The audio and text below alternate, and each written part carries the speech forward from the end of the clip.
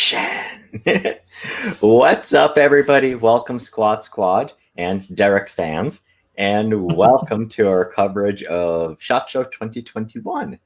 And so we're going to give it a couple of minutes, then we're going to get started. Do have a couple of schedule changes today, and we'll discuss those. So, Derek, what's going on, buddy? Well, welcome everybody who's subscribers and fans of my page and Slav's page. Oh, let's do a recap, I guess, of yesterday. Some of the stuff that we learned and what we discussed, I guess. I guess we can do. Well, first, let's make sure that we're actually live. Right? Let's do that. There you go. Okay, so I see people coming in. Okay, let me hop on. Yes, there we go. Okay, cool. Yeah, there's a little bit of a delay. There's a little bit of a lag. Yeah, so. I just noticed that. Oh, looks like we got our friend from the north on. What's going on? Hello, everybody. All right. Well, I will edit that stuff out. So this is day 2, and I got to say, this feels exactly like SHOT Show. So it's Wednesday, right? It's Wednesday. Yes, it's Wednesday. Yes. And I guess Alex can attest to this. I'm tired already. You know what it was? I think the 4.5-hour live stream we did yesterday took a little bit out of me, but it was really, really good. And I can't believe this, but I mean, this was definitely the biggest live stream number. So we had over 500 people join for the actual live stream. And then we had an additional 500 to 1,000 watch the replay, which was awesome. And as a result of that, my email has been blowing up today from people who want to get on the schedule once they saw the numbers from yesterday. So it was like, it was interesting. It was really, really, really interesting. At first, like I sent out email to everybody we worked with, and like, hey, do you want to come on the live stream? And everyone's like, yep, we're interested, but no one really kind of want to schedule all the time. But Mark from Ruger and John from Track, they were the first ones. Absolutely, we want to do this. We scheduled the time. And now as a result of that, pretty much everybody else was trying to get on board. We're like, ooh, when can we get the time going? So yeah, so it looks like we might be, this is going to be going on for tomorrow and Friday as well. I didn't plan on it. I really just did plan just 2 days, but we're going to have more. So a quick schedule update before we talk about some of the new products. We were supposed to have Darkstorm Industries on today, but we're going to reschedule it till tomorrow. So later today, so we're going to be joined at 5 o'clock Eastern time in about half an hour. We're going to be joined by Aaron from Anarchy Outdoors. So we're going to take a look at their new product, precision rifle shooting. We're going to talk a little bit about some of the products that were released yesterday. And then at 5:45, we're going to be joined by Donnie from Havoc Tactical Solutions. And he's also going to talk about his products and the products that he represents from Lucas Oil. So I know we mentioned Lucas yesterday, and Donnie is going to be able to pop up and talk about that today. And actually, it's funny. Anarchy and Havoc. You did just the names actually just fit for today's theme. Tomorrow, yes, it does. Tomorrow, we're confirmed with Darkstorm Industries. We're confirmed with Taurus is going to be on, and we're going to be discussing the new guns that they announced, which is the TX22 Competition and the Barkeep from Heritage Arms. And I think they released another gun that I guess we might actually be able to bring up or talk to them about it. So we're going to do that. And what else? And then we probably will have Rock Island Armory on Friday. So yay. All right. So what did you love from yesterday? It was awesome meeting new people from places I haven't talked to before. John from over at Track, I learned a lot about their optics, and a couple things we discussed yesterday about new products that were coming out. One I got more excited on last night when I started reading it after the live stream, which was the Vortex Fury 5000 AB binoculars. Okay. So that I'm kind of getting excited about. I learned a lot more about that and how it's actually used, and So what exactly are you excited about? What more did you learn? And let me actually pull them up. So, well, for those who didn't join yesterday, talk about them. Well, Vortex released the new Fury 5000 AB binoculars, which has the applied ballistics engine built into them. What's really nice about it is if you have a Kestrel 5700 or a 5700 Elite, it pairs nicely with those. And if you have the Kestrel hub that you mount to your rifle, that you can store all your data on and everything, what's really nice is they've actually made it so it keeps track real time. When, say, if you ranged it at one time, 15 minutes later, go back, it'll enrange it again. It'll keep track of it real time and everything. I'm really anxious to try that system out to see how well it actually works, especially out in like the plains of North Dakota and stuff like that, where a couple of the competitions are that we go to each year. I'm trying to find it. Oh, there it is.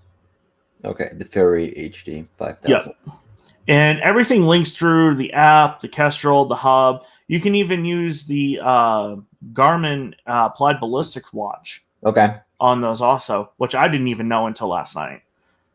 So if it works with the watch, I'm assuming it's also going to work with the Fortrex that attaches to the side of the gun.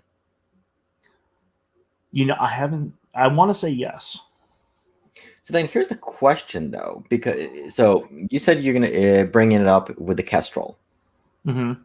A Kestrel is its own ballistics application, which uses applied ballistics. Yes. So if you already have a Kestrel, what's the point of getting these when you can just get a laser rangefinder, which has the ability, and it's going to send it to the Kestrel anyway? Now, you don't necessarily need the Kestrel with these. It's just a nice feature to have because it keeps real-time data for environmentals. But if you have a Kestrel already, then do you need these? You don't, but the nice thing about these is the way that they have it set up is for when you range find with them, it stores the data, goes to your phone, goes to the Kestrel, goes to the hub. So you can have this paired to multiple things at one time that keeps all your environmentals stored right then and there. And what's really nice about it is you don't need the Kestrel, but the Kestrel is nice to have for the environmental purposes. And this also does work with the Kestrel 5500. So if you don't have the 5700, you can at least use the environmental parts of it, and just use this as your main area to track your dope and stuff like that. So what I am actually wondering about is if these will work with the SIG BDX rifle scopes, the Sierra rifle scopes. That's a good question. Because, they are applied ballistics. So if you can send it to the Kestrel, then the Kestrel can send it to that. I think, I think? I think we need to get one of these to test them. I agree. Absolutely. Because what's nice about these is that this would eliminate having a rangefinder and a spotting scope, especially when you're doing competitions where you're trekking through terrain and stuff like that. You can just keep those just in a pouch right in front of you on your chest and be done with it. So I got a text message from Mark from Ruger, and when he saw the notification, he's like, wait, am I supposed to be coming on today as well? I thought we already covered pretty much everything yesterday. Although you guys loved it, and I've already heard feedbacks on the big boomstick idea. Oh yes, me and my wife were talking about that last night. I can't wait for that. But I guess when Aaron comes on, we can start talking about the big boomsticks as well. That'll be quite interesting. But no, Mark, I know if you're watching, we're good. We are good. All right, so that's that. The other thing, and I know since you are a fanboy with Savage, they announced more stuff today. So the one that one of our friends is excited about is they announced the Renegade Competition, which is their Renegade Shotgun, but pimped out for matches. Available March 2021. What is the MSRP on that? 1956. Oof. But actually, you know what? This is probably going to compete. This is supposed to compete a little bit with the 940 JM. Yeah. Oh, actually, Card Shark, if you're in here, or if anybody is actually a big shotgun person, you tell me, is this going to be better or at twice the price, basically, than a 940 JM? So I do have a 940 JM, which is the Mossberg 940 Jerry Miculek edition. And shot it a number of times, and everybody who shot it has loved it. But I haven't done a video on that one yet. So then this is the competition version of the regular Renegade. I haven't shot this one yet, though. I think, Alex, if you're in here, did you shoot the regular Renegade last year? And if so, what did you think about it? So it has the dual regulating inline valve gas system. So you have an extended magazine tube, which is 9+1. You have the stock rod buffer to reduce felt recoil, fluted barrel, carbon steel ventilated rib, competition ready to use it, loading magazine port, oversized controls, and uses Beretta Benelli chokes. And then it's red, which means it's for competition. And it matches my 6 GT I'm building too. It does. Wait, it's going to be in red. Interesting. Black and red. Yep. Awesome. Looks like a really cool shotgun. It looks like so. I mean, one thing I think Savage is becoming more known for is having adjustable type stocks. Well, I guess that's their AccuStock stocks. Yeah, so you can see, I mean, much bigger ejection port. The thing that I like about it is it takes the Benelli or Beretta choke set. Very cool. All right. And then for stuff that we can actually comfortably talk about. So Savage is now formally announcing new chamberings in 6mm arc. So they're going to have the 110 Tactical and the Axis 2 in 6mm arc. Wait, what? 110 Tactical and 6mm arc and 18-inch barrel? Okay, I have to write an email now. Is in a good way or a bad way? You know, I could see the advantage of that barrel, and I can see the disadvantage of that barrel.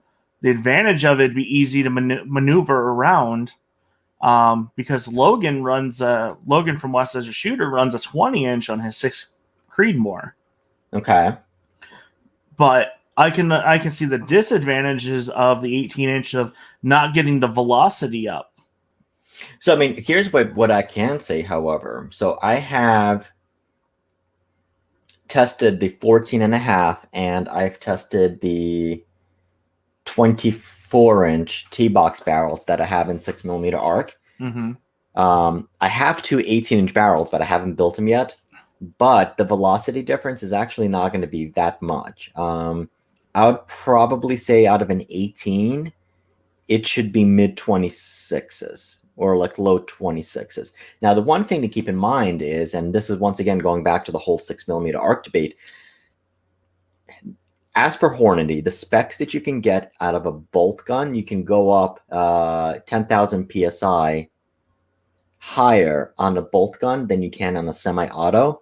So realistically, I think if you load your own ammo out of an 18-inch barrel, you should be able to get the same velocities that I'm getting out of a 24-inch gas gun. And I think with a suppressor, this would actually be really nice form factor. So that could be cool. Now, Savage did have the 110 tactical 6mm arc listed on their website already for, I would say maybe 5 months or something. But then they took it off, and the guns were never available. But they, I guess, finally formally announced it. And then the second one is a gun I have zero experience with, which is the Axis 2. And that's going to be available with a 22-inch barrel. That would be good for somebody if they want a good range gun just to go play with. The Axis is a good entry level system. The action's really good, but I'm not a fan of that stock. Okay, good. So they already have it. We have this queue on here. Okay, so it's actually on here. Okay, well, this is actually a little bit weird. So here we have MSRP of $830. In the press release, it's $799. So we shall have to see. Well, at least they did a good twist rate on the 110. They did a 1 and 7.5. So that's Sammy spec. Yeah. I mean, honestly, what other company was it that was going to do a 6mm arc bolt gun, and they were talking about doing a 1 and 8 twist? Who was that? Oh God, I know that. So there's a couple on the gas gun side that are doing it, but I forgot who it was. It's another local company. I can't remember. This is actually not bad. So it looks like, is that a proprietary magazine that they're making for it? Yeah, that's a good question. Nope, AI. Okay. So it uses AI mags, but I guess this one is one of her own proprietary mags. I'm looking Very at the cool. Actual 110 page. It says, yeah, AI mags. So that's a nice thing to know. I mean, there's going to be a bunch of leftover space in there. 20 MOA EGW rail, a gray synthetic stock, tactical oversized bolt handle. So I'm wondering if you're going to need that spacer system like you do with the 6-dasher. Probably. Well, how does it? Because I mean, it's basically the same overall length as 223. Then no, you won't. Well, no, but 223 uses shorter AICS mags, not the standard AI. Does it? Oh, okay. I don't know much about 223 and the ACI mags. So it's going to be interesting. It's going to be a good question, but it looks like the standard action. Well, you know them better. So I mean, it's 20 MOA EGR rail, EGW rail system, which is a really good rail system. I use them on a few of my guns. I'm using it on the 110 Precision right now, so I know they're using good quality rails. The 110 action is a proven action. Yep. And I do have this guy that I'm going to be doing a video on shortly. Yeah, so actually, you know what? I think these pictures might, because look, I'm changing the calibers, and the pictures aren't changing. So the one that we were looking at just might simply not be it. Yeah. So, no, it says detach. Okay. That might be an interesting one to get in to try for doing some long range with, being an 18-inch barrel.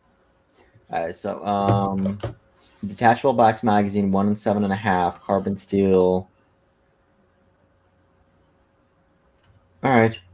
It'll be interesting. And also it'll be interesting to see what the actual price is, because here it's $830 versus on the press release it's $799.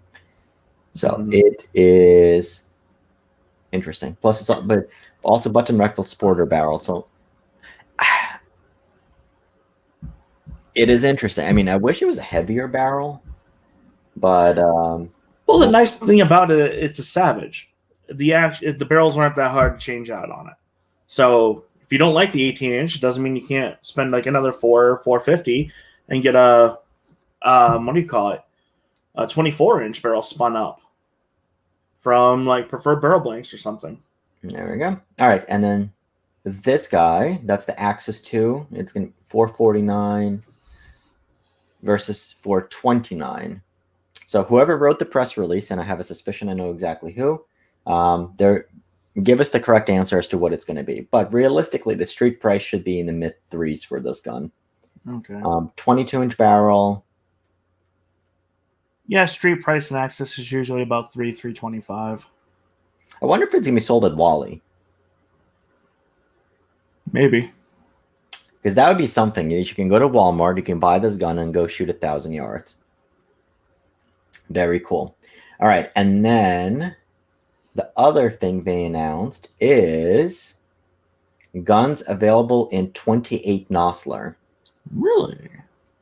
So 28 Nosler chambering. So 28 Nosler is the most powerful 7mm cartridge commercially available for long-range hunts. 28 Nosler is the winner, with these 4 110s are poised to make the most of the chambering. The 110s will debut new chambering as well as are suited for hunting. 110 Timberline, left and right-handed. 110 long-range hunter is a 26-inch barrel, and 110 high country blends aesthetic, sophistication, and fluting to make bold statements that blend in effortlessly. 1165, pretty much for all of them. Now, have you shot 28 Nosler, or do you have experience with 28 Nosler? I have never shot it. No, I haven't, but I have read a lot of ballistics on it, and it's basically a 7mm projectile that goes out about 3,100 feet per second. Okay, so it's also an overboard cartridge, right? Yes. Well, a barrel burner. Well, I don't know if I'd want to say honestly. I don't know if it's a barrel burner or not. So I just know it's really popular out in states like Wyoming. It is popular out here in Montana. I sold a few 28 Noslers this hunting season, so it's one of those. I'm still more of a fan of the traditional 7mm. This cartridge has only been out for maybe 4 years. I mean, to be honest with you, I would probably rather have a 280 Ackley improved over the 28 Nosler. So this looks like it's kind of in between 300 PRC and 6.5 PRC. And very similar. Could have been actually an insult at 6.8 Western. So yesterday we did cover 6.8 Western again. And honestly, I am one of the things we talked about is, hold on. So I'm going to highlight this comment. 28 Nosler is a barrel burner. Okay. I think pretty much my assumption was pretty much most of the Noslers were. I mean, they're made for hunting, but if you're only going to shoot like 150 rounds out of the rifle anyway, then if it gets barrel life of 1,000, it should be just fine anywho. Cool. Oh, so okay. So we were talking about 6.8 Western, and Aaron is on. I have a 28 Nosler barrel if you want to borrow it. Mr. Anarchy Outdoors, are you going to be joining us on the link I sent you, sir? And we will actually talk about 28 Nosler. But that would be cool. Or we'll burn out Aaron's barrel. So one of the things we were talking about yesterday was 6.8 Western. And when Aaron comes on, because he is out west there, we'll ask him about his take on 6.8 Western as well. But we were wondering, are there going to be manufacturers who are going to come out with rifles for 6.8 Western? And obviously,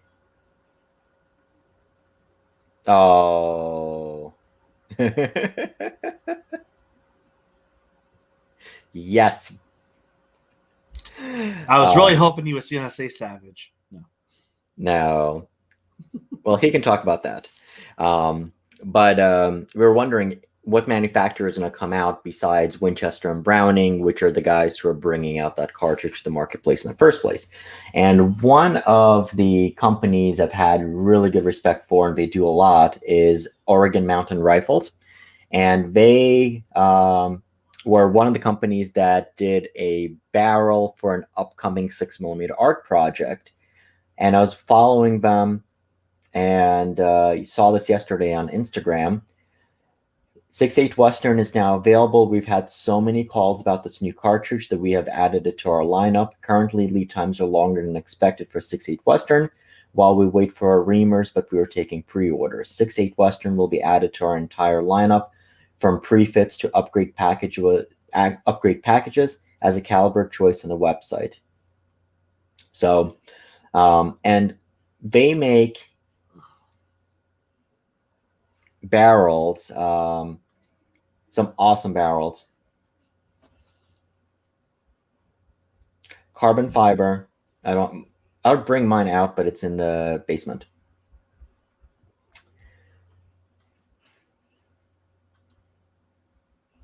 There we go. Oregon Mountain Rifle Company. So they make complete guns. They make, and they shoot. They shoot really, really, really well.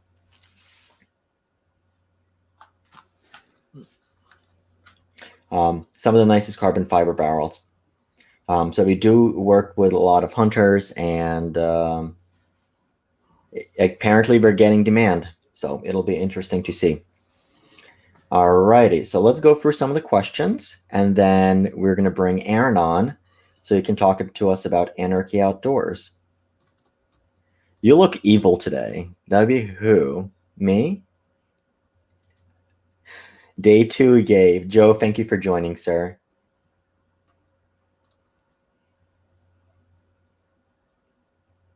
I found that loose round under the bed finally. I hope it was making more 5.56 for me. Ryan, thank you for joining, sir. All right, you can only have one. Do you pick the Ruger 1022 or Thompson TCM 22? Ryan, I'm assuming you mean the TCR 22? Chime in real quick, because the TCM 22 is a Rock Island Armory handgun in that 9mm neck down to a 22. So if you're if you want a TCR 22, go get a TCR 22 right now. They're not going to be around for a while. And the reason why, so Ruger was suing Thompson Center for infringement, and basically they did settle that, and there is not going to be any more TCR 22s that are sold by Thompson Center. I don't think they announced it. I don't think they're going to announce. We're just going to quietly get rid of the product lineup. So the difference between them. So the TCR 22 is only available in one type. Let me see if it's still available on the website, and so I'll show you.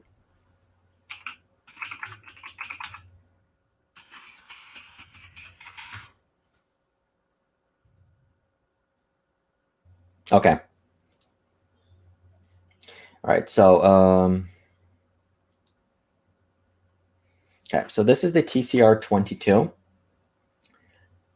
They announced a new one. Okay. And essentially, it is an upgraded 1022 clone. You have a stock by Magpul. You have a 1022 receiver with PEEP sights and a front fiber optic sight. You have a rail. You have a decent trigger, and you have in the back of the receiver, there's a cleaning hole so you can run a patch through, so it's going to be easier to work with. I did a video on this gun, and essentially the way I described it is it's a basic 1022 with everything that you would want on it, including a threaded barrel. Very cool. It's one of the first guns that I teach people to shoot on. Once again, it's very, very close to a Ruger 1022, and they were... Now, this isn't new, so I think they just didn't update the website. They were sued by Ruger, and from what I know is that is settled, and they're not going to have more TCR 22s, or at least they're going to be meaningfully changing them. So if you want this gun, it's a good value. I would recommend getting it. The thing of it is, so if you're going to want to upgrade anything on this gun, then probably go to the Ruger 1022 lineup, because if you want a Ruger 1022, there are a lot of varieties of 1022, including at the high end, you have the custom shop 1022s, which also have a slightly different barrel system on there as well. And you have the 1022, which is going to be a takedown, which there is no 1022.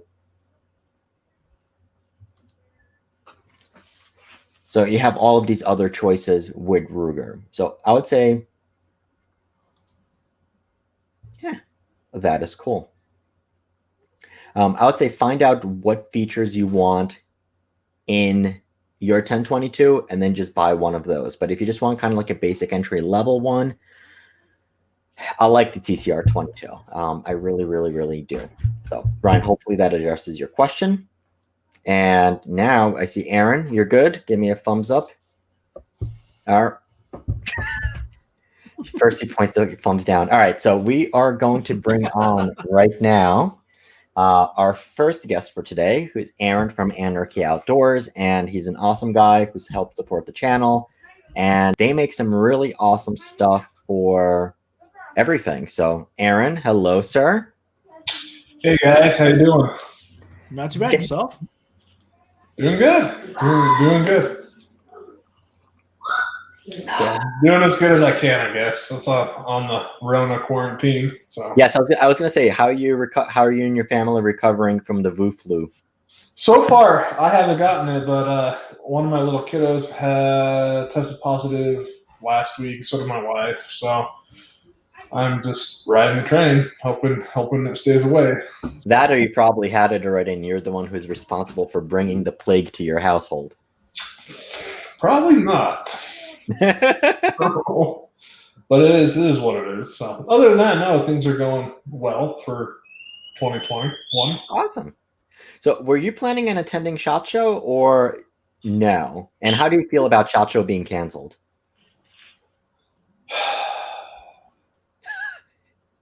We have time. So I watched your video yesterday with Ruger.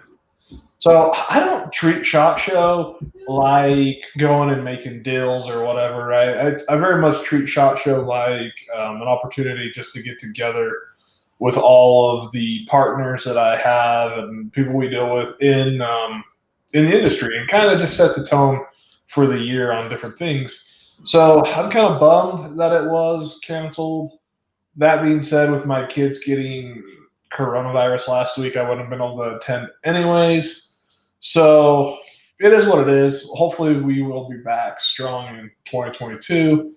It's just kind of weird. I think without SHOT Show this year, the large companies might realize that they can do their own press releases and things and not really need to be there. I don't know. It'll be a very interesting dynamic for next year for sure. Yeah. Well, and one of the things we discussed before SHOT Show was officially canceled is we did have a couple of companies who were pulling out of SHOT Show because they decided they really don't need it.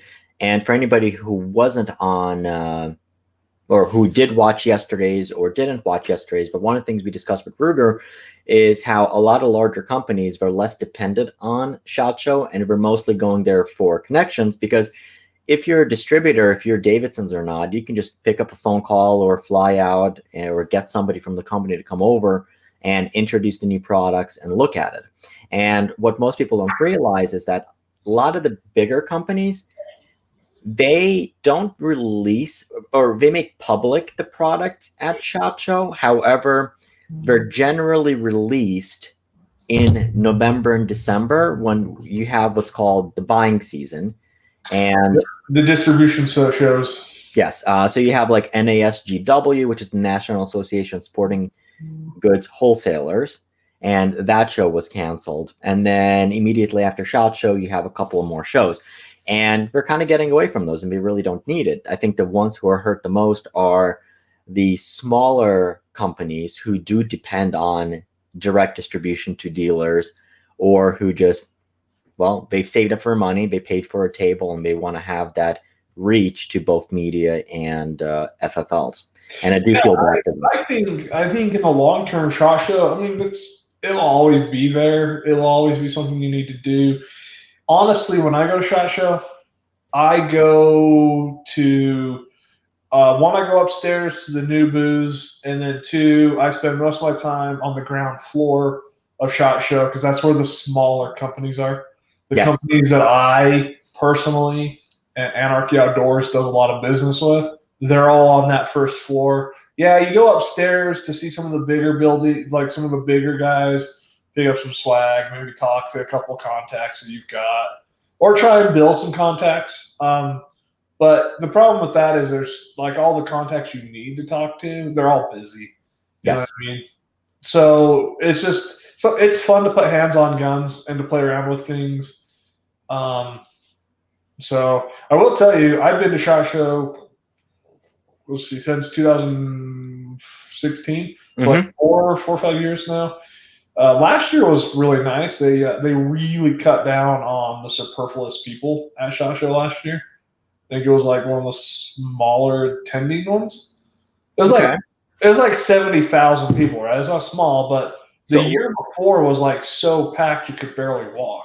I think they did a better time scheduling or spreading people out because we have to keep. So in 2020, they had that instead of the smaller companies packing in the hallways, they did the pop-up tents for half days in on the top floor. So they did spread it out a little bit. Yeah. I think they spread it out a little better, but also I don't think there was quite as many. There wasn't. No, so it was. I think in 2019 it was like 75,000 or so, and it was 65,000 in 2020. So it did go down a little bit. Right, they're getting better at not letting industry people into it. Yes, but this year though was supposed to be so. I know for 2021, even with the Wu Flu, there were more people scheduled to attend. Because the facility's like another 600,000 square feet bigger. Yes, and I was really looking forward to that. But there was going to be no more first floor, so a lot of the companies from the first floor were moving over to the Caesars Entertainment. Caesar. Oh, really? They were going to close the first floor. I didn't realize that. Yeah, so the first floor was gone, and some of the bigger companies from the first floor were moving over to the new place, including Ruger, LMT, and a couple others.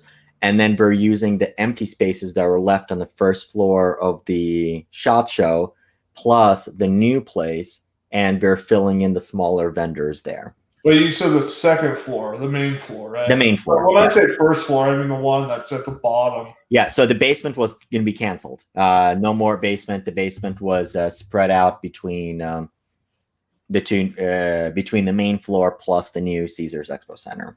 That makes sense. But that's that. But here, the floor is yours. Let's learn about Anarchy for those that haven't watched my videos for a while.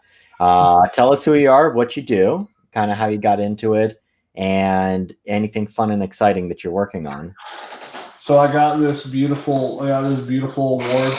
My business partner decided to stroke my ego a little bit. Anyways, co-founder 5 years for Anarchy Outdoors. So Anarchy Outdoors, we got started in 2015. We started as kind of an outdoor drop ship, entrepreneurial, on board, let's do something. And it quickly morphed into, that's when I bought my Ruger precision rifle. And it morphed into a company of me trying to source parts, like aftermarket parts for my rifle, and not being able to find anything. And we morphed into a relationship with a machine shop that was starting to make a few of them. And we took over like the operational sales marketing side of what this machine shop was doing. And then eventually we ended up incorporating all of the products that they had made under us, and then incorporating a whole lineup of new products that we designed and going forward. So we've been in the precision rifle game, or the Ruger game, since the inception of the Ruger precision rifle. We've created some really outstanding aftermarket parts. We've also tried to create a store where you can find all the accessories needed for a Ruger American or a Ruger Precision. We started working on doing that for some other brands as well. We haven't gone quite as in depth with some of those. But yeah, that was awesome. We've been doing, like I said, we're in year 6. So in October we'll hit year 6. 2020 was a very interesting year for us. We branched out, we optimized, we did a whole bunch of small business adjustments and had an outstanding 2020. We introduced parts for the Thompson Center rifles, for the Venture and Compass. We introduced parts for the Savage 110 and the Savage Axis. We're about to introduce parts for the Winchesters. and a whole bunch of 22 rimfire parts for CZ457s, for TKT1Xs, for the Bagara B14s. So just a whole bunch of products that in 2020. We were really focused on expanding our bull handle lineup and hitting the rimfire market. The rimfire market in 2020 was extremely hot. It will continue to be hot in 2021, and we're just trying to capitalize on the market. So we're a small company. We're agile. We're able to adapt to the market, and we're pretty good at seeing the needs of what our customers want and what they've come to expect from awesome American-made products that are high quality. You can reach us by telephone. We actually will talk to you, and we're just trying to support the market and grow. We're kind of more in the precision rifle area, but we make a lot of stuff for what I call blue-collar hunting rifles or blue-collar PRS guns, or entry-level stuff. And when we do some high-end glass and chassis cells and other things. But that's kind of Anarchy in a nutshell. Oh, we also do clothing. So 2021, we just launched that we're doing King's Camo. Slav's got UF Pro up there. We are the only U.S. distributor of UF Pro. So we do a lot with UF Pro. They're a company out of Slovenia. They're equivalent competition to like Crack Precision. They make outstanding tactical garment systems, I think is what their like actual slogan is or whatever. But phenomenal stuff. We got their hunter jacket. This is a Gen 1. I wish I was rich enough to get a Gen 2, but I took this off the shelf the day I flew to Slovenia to meet with them, and they introduced the Gen 2. So I stuck with the Gen 1. But other than that, we get contacts all the time from police departments, SWAT teams, the U.S. military, other things to outfit their tactical teams in UF Pro. So that's another section of Anarchy Outdoors a lot of guys don't know about. We're heavy into the UF Pro, helping them grow their brand in the United States, and we are their point of contact for any T&E kits that go out to tactical officers in the United States. So we work with their director of sales on a weekly basis, and we have a lot of contact with the UF Pro. So, but we're expanding to King's Camo. They're a local Utah company. We use it to hunt with.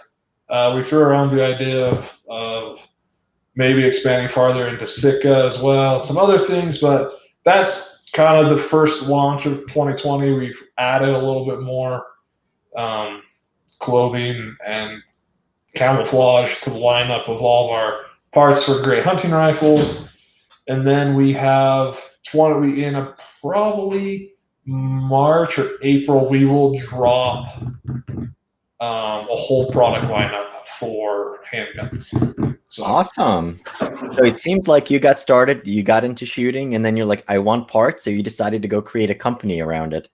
Yeah, that's how, wanted to create parts, wanted to buy stuff cheaper. It's an expensive sport, but yeah, I tell people sometimes I started a business so I could afford my hobbies. I say that sometimes as well.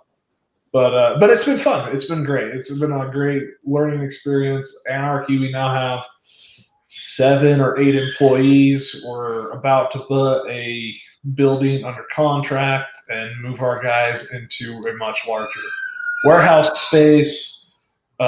Just great, phenomenal support from our customers.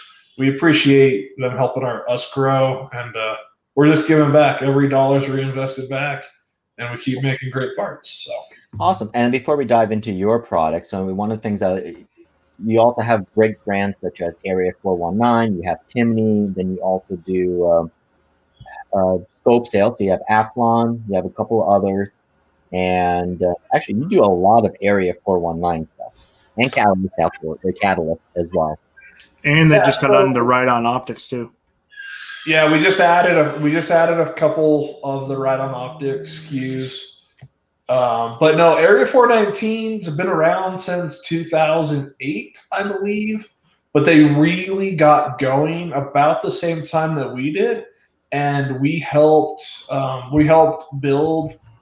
It's kind of a little partnership. We've helped build Area 419's brand. We've put it out there. We carry their stuff.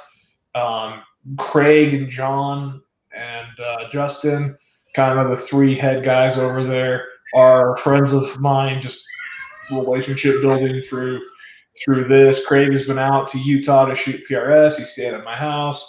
We've been invited to go out and see their shop when it's done. Just a great relationship with them. John is an evil genius behind SolidWorks and CAD and machines.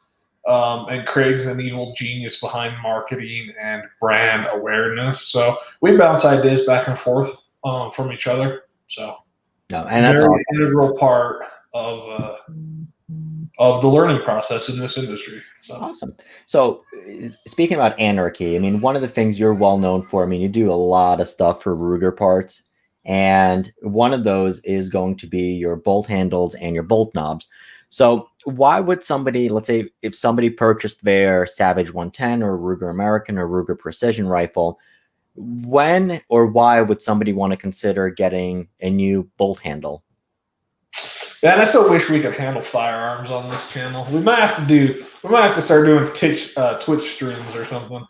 But so our number one selling product for the last 5 years is the Ruger American / Precision bolt handle, which is right there on the screen. It's that black one right there on your screen.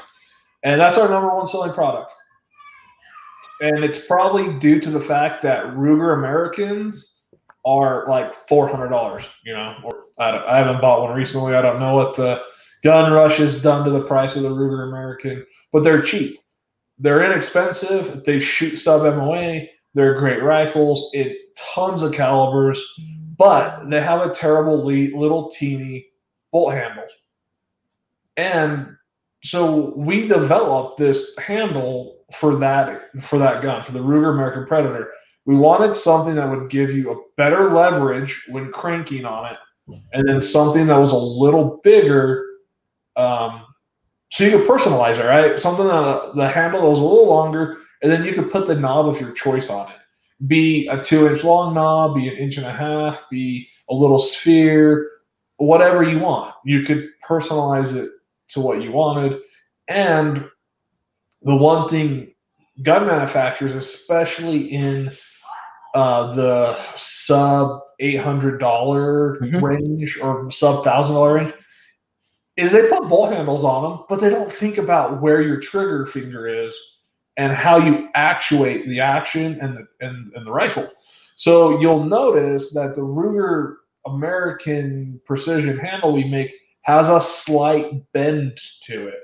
It's slightly shorter than the factory Ruger Precision handle, but it has a little bit of a bend backwards, which brings the bolt handle closer. So it brings it a little closer to the side of the receiver, and it pulls it back just enough so that when you come off that trigger, you go straight up and back and down. There's no fishing for it. So that's the biggest reason for the Ruger Precision, for the Ruger American. That's like the biggest thing. And we have guys replacing, I mean, some of our customers have 6 or 7 or 8 of these guns, and every single one of their guns has one of our bolt handles on it. It is the number one upgrade you can do to a Ruger American rifle. It just changes the gun. Instead of like when you go to lift the handle, you end up rolling the whole gun because you can't get a hold of it because it's small, and 2, there's just not enough leverage because of how the action does this like click, click, like a 2-click thing. There's not enough leverage to get that up nice and smooth. So that's the biggest reason. Now, on the Savage rifles, our handles are machined and then EDM'd, so they fit much better. I feel like I can actually stand to run a Savage action now that we've replaced the handle. It just made it so much smoother. So, like, it made it so much smoother. Have you noticed, Derek? Have you noticed on yours? Have you installed it?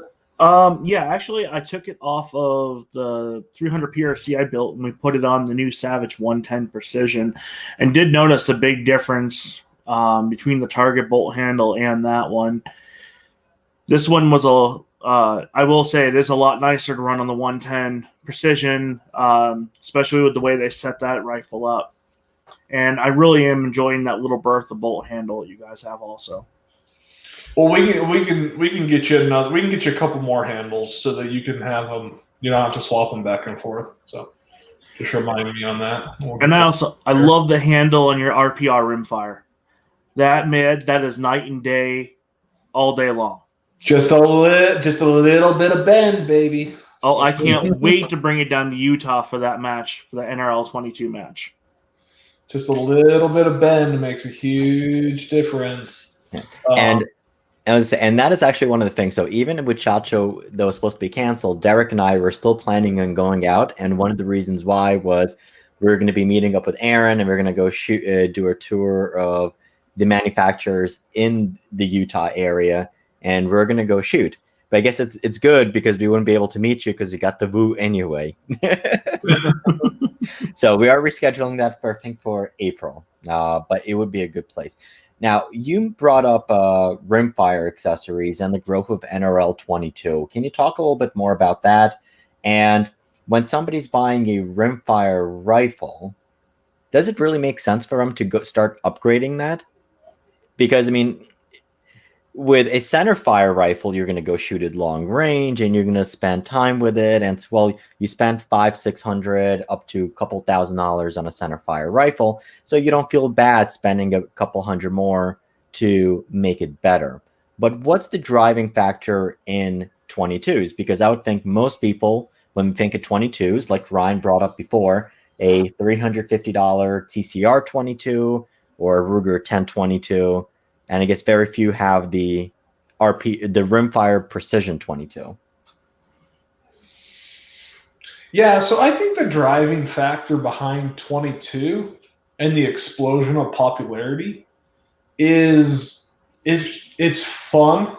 It's really fun. Shooting 22 is really fun. You don't need a lot of range. I mean, to go out and shoot a center fire, it's really boring if you can only reach out to a couple hundred yards. It's not as fun. You get pretty proficient at a couple hundred yards pretty quick. Because you don't have to worry a lot about wind factors and a bunch of different things at close range. And a lot of people don't have access to a 1,000-yard range that has still on it. I mean, there's some 1,000-yard ranges, but there's limited still, or you can't get off the bench, you can't use barricade. There's a whole bunch of different things. I was watching your show yesterday, and is it Mark from Ruger that you had on? Mark. Yeah, Mark was saying he's got a 400-yard range behind his house, and he's been burning up the 22. Well, the great thing about shooting the 22 is it's time on the rifle, right? You're still running the bolt, you're still calling wind, you're still twisting the dial, but it's inexpensive to shoot. So it builds those skills, and then the only thing you have to do is worry about recoil, right, when you get a larger rifle. But if you practice those fundamentals with the 22, guess what? There's no hesitation on the trigger pull. There's no anticipation of the recoil because you're training with a low recoil thing, so your mind's just adapting. And then when you move up, you just have to counter that little bit of recoil. So the biggest thing I think is probably the NRL 22 matches and the PRS 22, which just kicked off this year, I think. Those are like really local, homegrown events that have a basic structure around them. Here's a course of fire. Here's an easy way to buy the targets. Here's everything you need. Here's all the plans. So you're getting little like conclaves of 22 precision shooters who one just can't afford to shoot center fire, or they don't have the facilities to shoot it, and it's fun. I mean, there's my 22. It's over there. Oh, on that side, there's my 22. It's fun. That's a 475-yard 22. It's just a blast to shoot. You don't have to wear protection. You don't have to do massive setup. It's just easy. and you can buy a brick of 500 rounds for less than $100. In center fire, $100 buys you, well, with these prices, buys you 2 boxes. So 40. Yeah. So when I was doing my, I was talking with Matt from Catalyst Arms, and I was telling him, hey, I just came back. I was shooting a video with the Mossberg 6.5 PRC, and I went through 2 boxes of ammo on the last trip. And he's like, so that was what, $120? I'm like, you know what, at the current prices, that was $120 worth of ammo. And it's like, wow, yeah. And I will admit, I mean, I kind of knew a little bit of an answer to that question. But I did the 1022 build on a channel with the Azimuth Precision Action.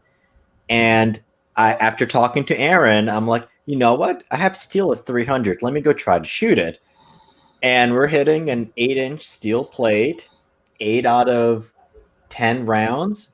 And it's like, it was stupid cool. I didn't think it was possible, but it is. And it's stupid freaking awesome. Now, the one challenge was, of course, that the scope I was using, there wasn't enough internal elevation adjustment. So I was maxed out on the scope. Plus, I was holding about 25 feet higher in the air trying to get it aligned. So let's say that's the thing with 22 scopes. That on the gun behind me, I have an NX8 Night Force, right? And everyone laughs. Well, why do you have a $2,000 scope or however much they cost on top of a 22? It's required to have enough elevation to get out to 400 or 500 yards. It's just how it is. It's required, and your targets are smaller. So I like the zoom and everything. So that's what sits on top of my 22, which is funny because it's like the cheapest piece of glass out of all the guys I shoot with. They all use ATAC or F1 7-35 on their 22s. And that's actually one of the things that we were discussing yesterday with our second guest, which was John from Tracked Optics. And the growth in 22 and putting let's say $1,500 scope on a 22 and why you would need it for extended range shooting. So let's say that somebody went out, they bought a Ruger Precision rimfire rifle. What would somebody need in order to go out to extended ranges? And we're shopping on your webpage. So you need to go get I don't remember what scope base it comes with. Does it come with a 30 or a 20? I think it comes with the RPR comes with a 30. Oh, yeah. So it comes with a 30. So I think we make a 40. What I would do is I'd swap a 40 onto it. And then I would change the pistol grip to a Penguin. Okay. And then I would go shoot the gun and go see what our capabilities are. With the Ruger, you're going to get a mixed result. You're going to have to take some time. You're going to have to figure out what ammo it likes. SK Standard, which is the yellow box, seems to shoot out of almost everything. Just good, just well.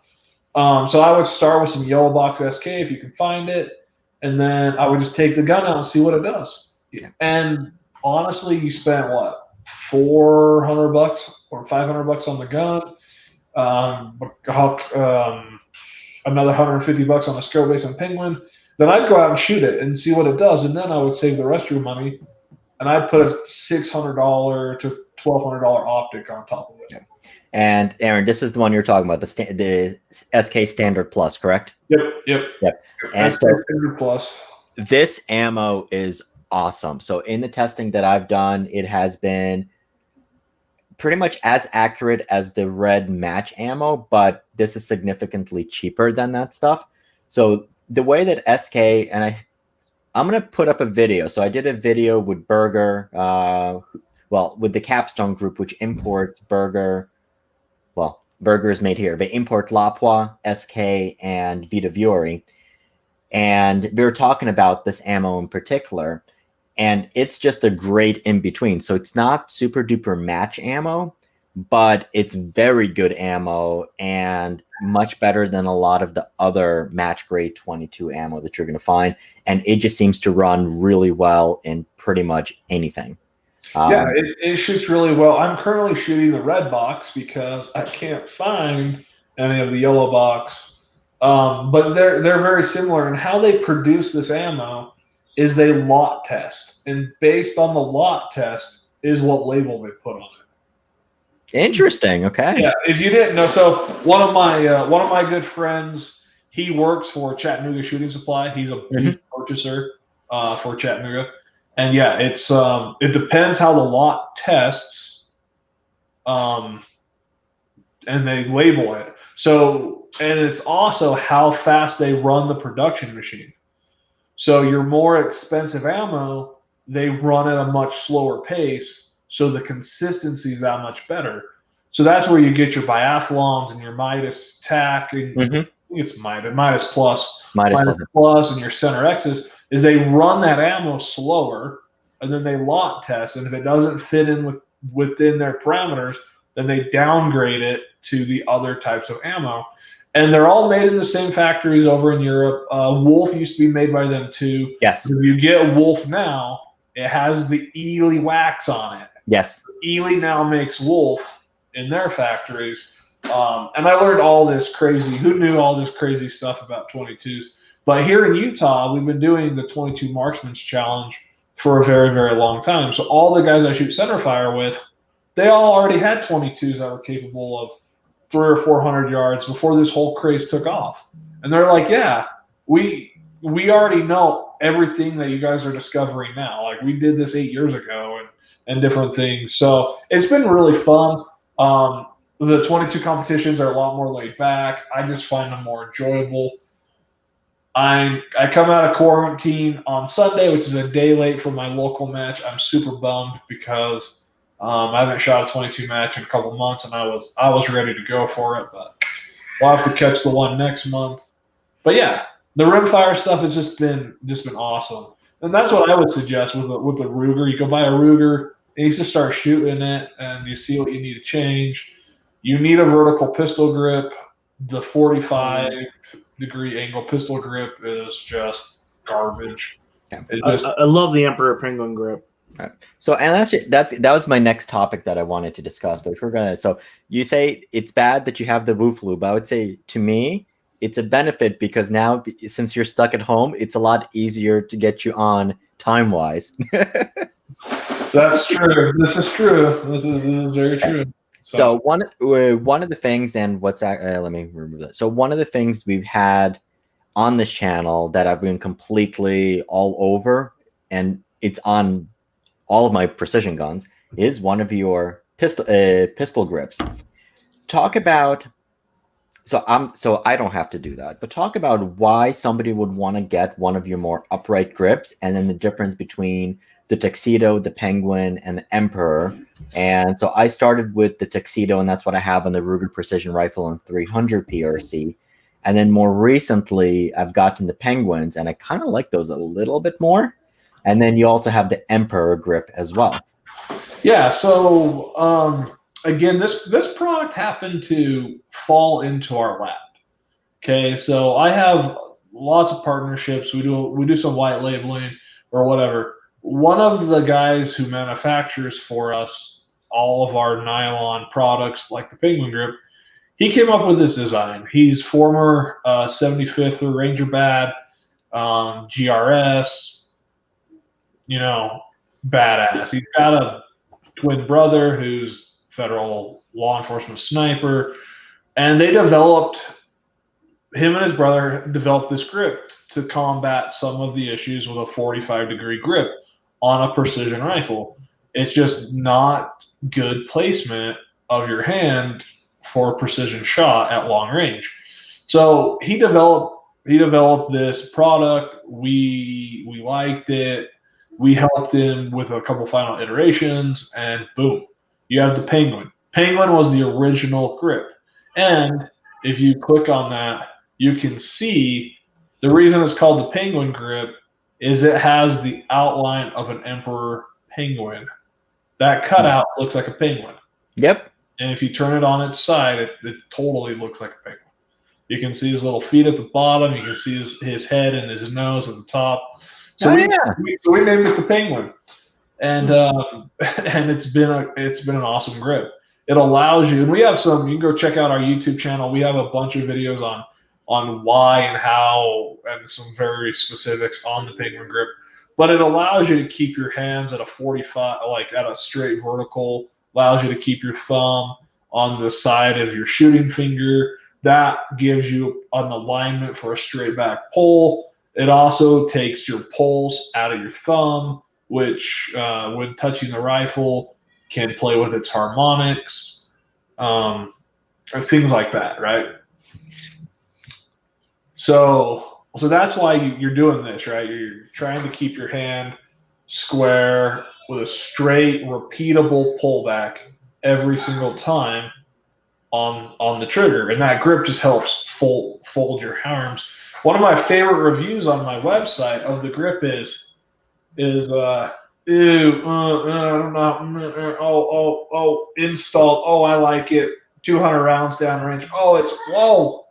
So a lot of initial people look at it and say, I don't like how that looks. And but as you use it in repetition, you quickly discover why it's shaped like it is and the thought that went into it. So the Penguin was the original one. It gives you a little bit of a thumb shelf at the bottom so you can rest your hand like. So it was built for guys to do Overwatch, right? You ever done Overwatch? 8 hours of. I see Derek nodding his head. Right. Yes. So that hook on the bottom is to keep your hand in a fatigueless state with 1 second back to ready to go. Right. So all you gotta do is come up and get back. So that's why it's got a hook at the bottom. Some people love and hate the letters on the front. Well, the letters are there for tactile muscle memory, to tell your fingers where to sit on the front and to give you. So I hook my fingers, me personally, on the edge of those letters. It's muscle memory for me. I hook right on it. So that's why they're there. But people were complaining. They don't like that it's got open sides. They don't like the letters. Blah blah blah blah. Okay. Here at Anarchy Outdoors, we take customers' feedback serious. We believe in creating new products. So hence the Tuxedo grip was born. We solved some of the issues. We closed the sides, which allowed us to make it lighter. We don't have to use as much material because we're not. We don't have those giant exposed gaps. So there's no lettering on the front. Guys didn't want lettering. So we've done all of that to the Tuxedo grip to accommodate the one customers that were like, I would buy this minus this, this, and this. And we're like, okay, guess what? We're a highly agile, highly adaptable little business. If that's the only reason you won't support us is because of X, Y, and Z, well, here's a grip that has X, Y, and Z. And that's the Tuxedo. They're the same grip. They're the same size. They're just aesthetically a little different. Mm-hmm. And then you get to the Emperor grip. I have size 10 fingers, well, wedding ring, right? Size 10. I got normal little stubby fingers, not huge hands. The grip works perfect for me. But, you got guys with like size 15 fingers or just massive hands. So the Emperor grip, we changed a couple things, and you can see in this infographic. Well, that's one of the things we changed is we made it a little bigger so you can get your fingers in there comfortably. And then we also changed the sweep on the back to accommodate for just a bigger meat palm, bigger man hand. So since the Emperor Penguin is the largest penguin, we call it the Emperor grip. So yeah, the graphics there's a couple graphics. If you scroll down to the bottom of our website, Slav, Mr. Max, all the way to the bottom to the footer, scroll up. Okay, it should be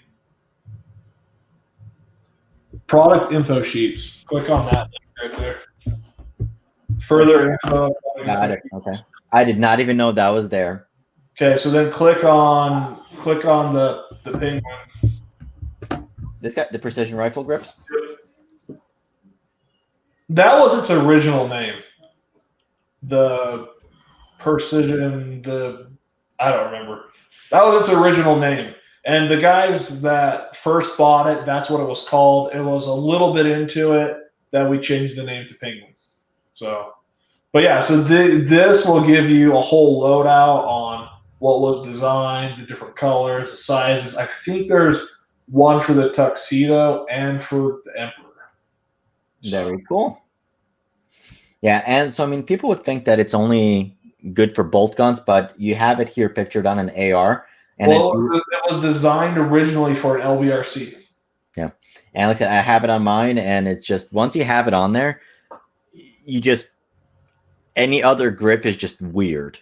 Yeah, we're working on one that's slightly just a little different to run for the run and gun AR guys. So it won't have a thumb shelf, and it'll be just a little different shaped for run and gun guys. But we're working on that. So. Very cool. That is actually very, very interesting. So we have, like I said, and you've done also a number of videos comparing all of the grips, so definitely check them out. And I'll put a link to Aaron's channel, but just search Anarchy Outdoors, and you will find it.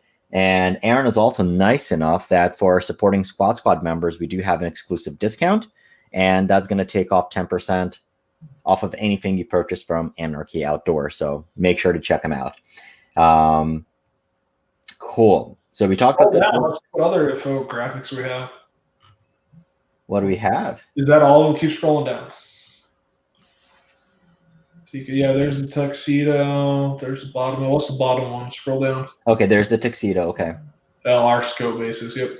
Yep. So actually, scope bases, that's a great topic, because one of the other products that I've come to really love from you is going to be your scope bases. So talk about the premise behind them and what makes them just a little bit unique. So again, we're all about solving problems, right?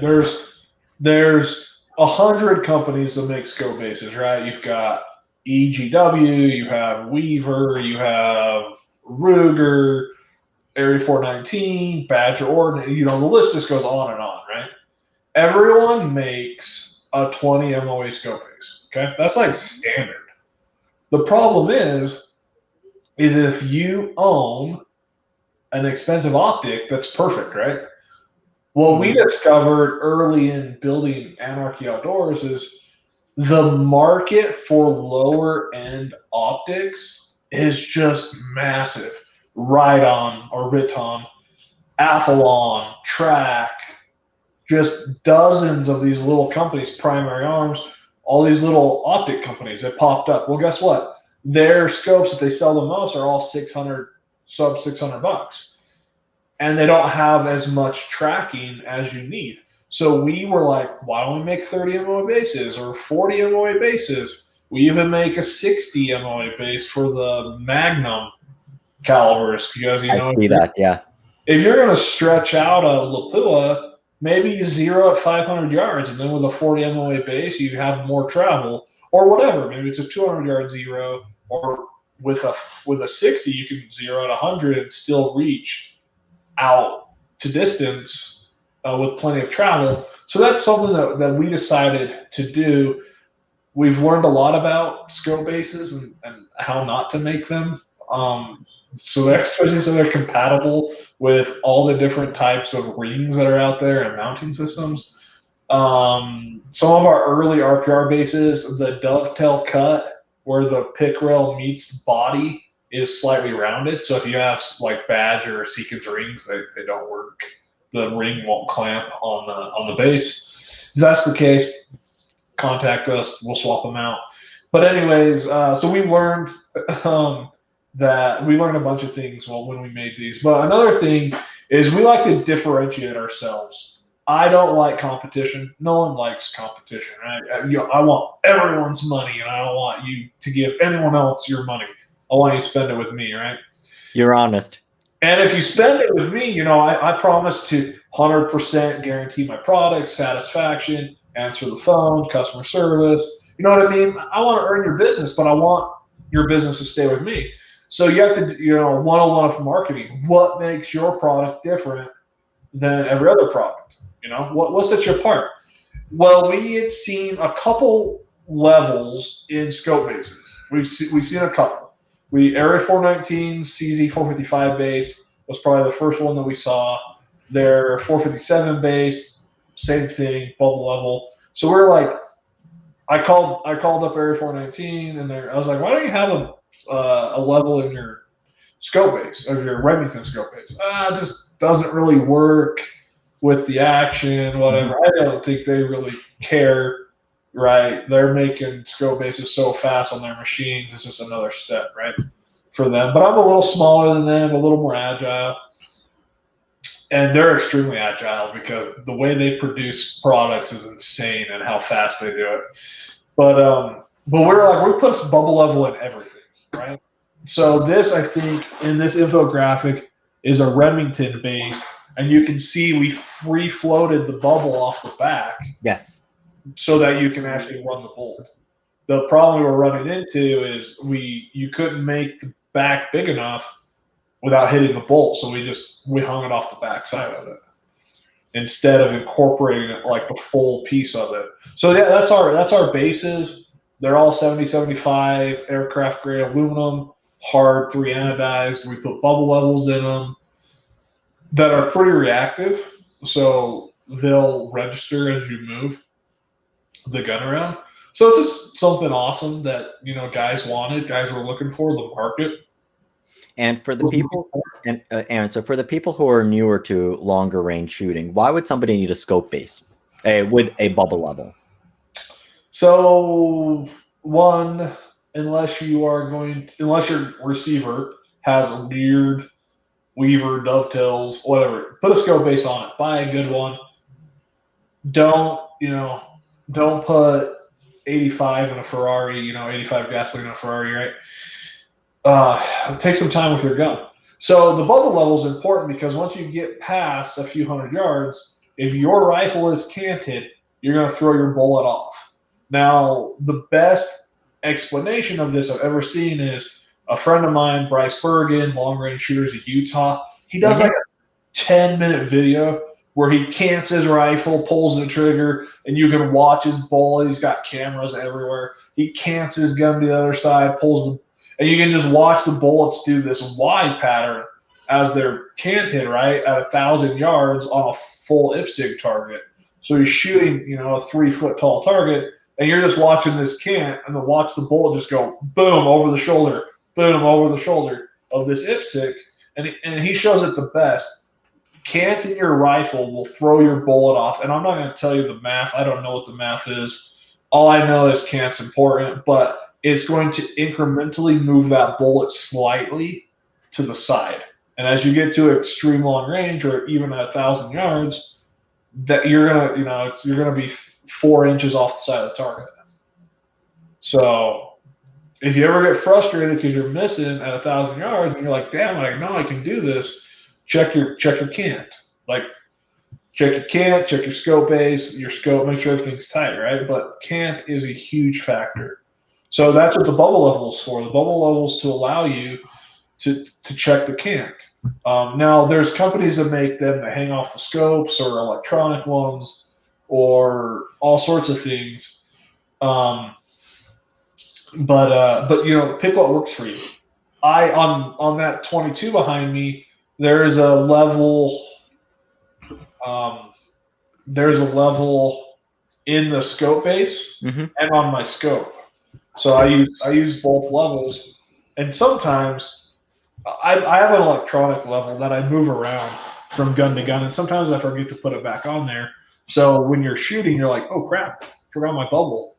So I like just the fact that it's built into the base. So yeah, I mean, it's important. It's something small that people overlook, but it's an important add to your rifle. Either add one to the scope, pick rail, or however you want to do it, which we have bubble levels coming out soon, 30, 34 millimeter, and 36 millimeter for that mount on here.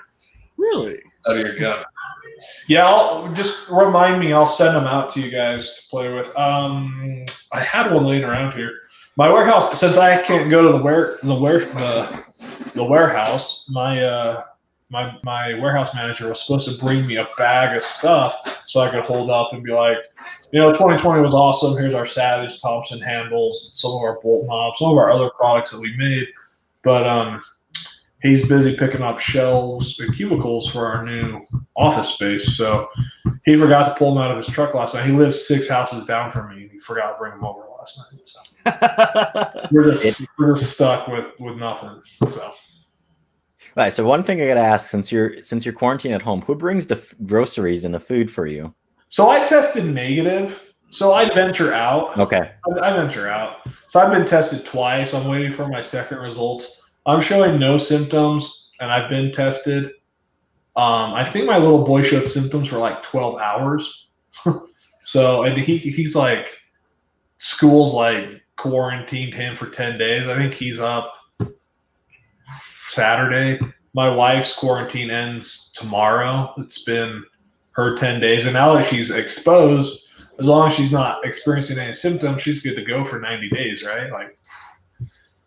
So it's not been bad. I understand some families have, it's really impactful on them for God bless. My family's been very minimum impact. Like I said, the 5-year-old is like 12 hours of symptoms. Mm-hmm. My wife's been 4 or 5 days, but they've been very mild cold-like symptoms. Awesome. So good. The family's doing good. I appreciate the ask. Awesome. Well, hopefully you guys do feel better. And this was actually quite helpful. And any parting words or sum it up for us? No, I just need your contact at Ruger. I need the print drawings for the Ruger American handgun. People just want to use me for just you do a couple of Ruger videos and now all of a sudden you're Mr. Ruger guns and everything.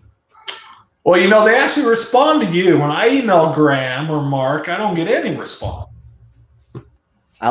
What's a phone number worth to you? I don't know. Why don't you go count up all the products on all your guns and you tell me? I do believe Mark might actually be watching this live, so but we'll definitely set that up. Hey, hold the phone. I think I have Mark's email. Let me go look. I've emailed him before. Well, we're not going to talk about it on air in a public video. I think I have Mark. Awesome. All right. So, but I would love his phone number. So I'd love to talk to him because, like I said, we're going to drop some handgun parts. Fantastic. And there's something very unique that we can do with the Ruger American that I'd like to do, but I need print drawings. Very cool. I don't want to reverse engineer the whole thing. Well, I do have a Ruger American somewhere. Oh yeah, we've already got parts for it. They're starting to come in, but we're going to launch across 5 brands at once. That is terrific. So, but what I want to do with we could talk offline, but what I want to do with the Ruger American is game changing for that platform. So. That'll be very good to hear. Awesome. So guys, check out Anarchy Outdoors. I've had their parts. I love the parts for the Rugers, the Thompson Center. And if you've seen my photos, there's usually something from Anarchy Outdoors there. And next week, you'll see more. And that new Ruger precision rifle that I have a teaser video on, there's going to be a bunch of stuff there on that gun as well. And we'll go from there. So Aaron, thank you very much for joining us. And thank you for hooking up this squad with an awesome discount to Anarchy Outdoors. No problem. Thank you guys for having me. Take care. Anytime, Aaron. All right. So that was fun. Yes. Very fun. And I know you've played with a lot of Anarchy Outdoor parts, so that's good. Mm-hmm. All right. So moving right along, we have our second guests. There's 2 of them. They're joining us, and these guys have been to SHOT Show. That's actually where I met Donnie. I've used a lot of her products, and it's Donnie and Brandon from Havoc Tactical Solutions. It's cool. If we have Aaron from Anarchy Outdoors and we have Donnie from Havoc Tactical, so it's just a completely crazy. We need something. I was saying there's Anarchy, there's Havoc. We have what else? Riot Arms or something like that. And it's going to be a completely perfect day for that as well. But we're going to leave the politics out of it. Yes. All right. So let's bring them on and to introduce themselves. Hello, gentlemen. What's going on, man? Donnie Can't here. Complain. I'm glad to have Team Deflector break on. It's been a while. So good to see you. We've talked for a bit. And I guess this is kind of good for you because you were you planning on going to SHOT Show this year or no? We had tossed it around a little bit, and then we decided we had heard from a buddy at Glock that they were considering canceling, and they were calling us, "Hey, you guys coming? You guys coming?" And we're like, "Hey, give me till next week." And I just happened to talk to my buddy, and he said, "Bro, maybe not." And I said, "Well." And then it was the following week that they actually did cancel it. So that was it worked out a little bit. Yeah, like I mean, hopefully next year. You know, it's funny. It's like it seems like a lot of the people in the industry. It's like they're glad that they don't have to work SHOT Show, but they're a little irritated that they can't go there to get together with the friends that they have, because it's like a lot of the people I know in the industry, you'll talk to them over email or over text all the time, but you only actually see them at the industry events, and for often it's just SHOT Show. That's like the only place you see them. One of them is actually my friend Scott, who is an hour away from me, and we talk all the time, but I only see him once a year at SHOT Show. Yeah. So for those who do not know you, why don't you go introduce yourself, your company, what you guys do and offer, and you have the floor. So we come from military backgrounds, you know, and after that we both did government contract work, and we had done a lot of active shooter type scenarios. We were training law enforcement and overseas, and we had known each other from Fort Bragg about 20 years ago, and we have a couple other buddies that we kept in touch with, and I had gotten so about the company, you know, we're just simple dudes making simple stuff, to be honest, and it's really just made out of foam. We had ordered a custom rifle. I'd ordered a custom rifle, and it was in flat dark earth, and we had gotten it back, and it was the brass deflector was all beat up. And I looked at it and I'm like, dude, this is a brand new custom rifle. How is this a thing? And right away I was like, dude, brass has never done anything good for us whatsoever at all, you know. And we're pretty, you know, I don't know, I'm one of those guys that likes to keep my rifle looking brand new. And I just went through it in my head. I was like, man, how can we fix this thing? And I tossed it by a couple guys, and they're like, yeah, we need to at least try this. You know, and then Brandon and a couple, we set out on this journey and worked through different materials and different shapes and different angles, trying to get the brass to react the way that we really wanted it to. And we figured out that by changing this pattern and the math, you know, geometry, I guess, we could drop the brass wherever we wanted, essentially, with the right materials. So we searched, and we knew it was out there, but it took a little while, and we had to contact lots of manufacturers and get different samples and such. But and then, you know, we had to work on adhesives, try to figure out which was best for that and how long we wanted it to stay and what we thought guys would like. So we just kind of came up with what we thought was the average, the best for everybody with a standard upper receiver. Now, you know, that's what the deflector brake was designed for. And we started pitching it. We got a lot of ugliness coming back from gun shops, probably. But the shooters, we had some guys at Bragg, and we sent them our first samples, and we're like, hey man, listen, just be honest. What do you think about this? What are the limitations with this thing? Where is this going to work for operators? Because what we're we didn't know what the market was going to be yet, right? Because the military had lots of M4s, and there's lots of left-handed shooters. You know, my brother-in-law is a Green Beret, right-eye dominant, left-hand shooter, causes issues. His brass, you know, when I ran it by him, he was like, bro, if you can change the deflection pattern, that would be incredible for guys like me. So we sent it to the guys at Bragg as soon as we got the samples, and it got run through a couple courses there. And this is by my old team sergeant. And he was like, no, man, this is awesome. And we didn't have any limitations. I make sure all the left-handed shooters get it at minimum, and other guys are free to pick it up.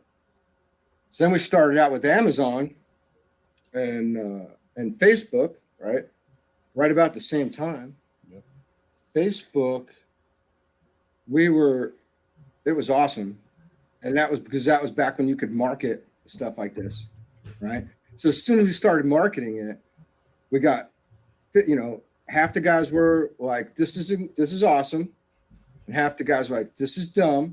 And we're like, all right, well, these other half of the guys think it's pretty good, right? So we started narrowing down our market a little bit through trial and error, essentially, right? So we started seeing that, you know, the tactical guys were, I don't know, left-handed shooters that worked with them. Military guys don't really care about their brass until it becomes an issue. So they're looking past it. Other dudes are saying, don't be a baby. We don't care about stuff like that. And then the other guys were saying, I've been waiting for this. And we started out with Amazon real slow, man, because this is a new product and the industry's brutal. We got our first 10 reviews, you know, and it was kind of like a bunch of 5 stars, probably 8 5-star reviews, and then a couple of 1 4 and then a 1. And this guy was like, the product's too expensive. And he wasn't even a buyer, you know. So it's like, oh, come on, man. You don't know what that does to a small company that needs those types of reviews, you know. Correct.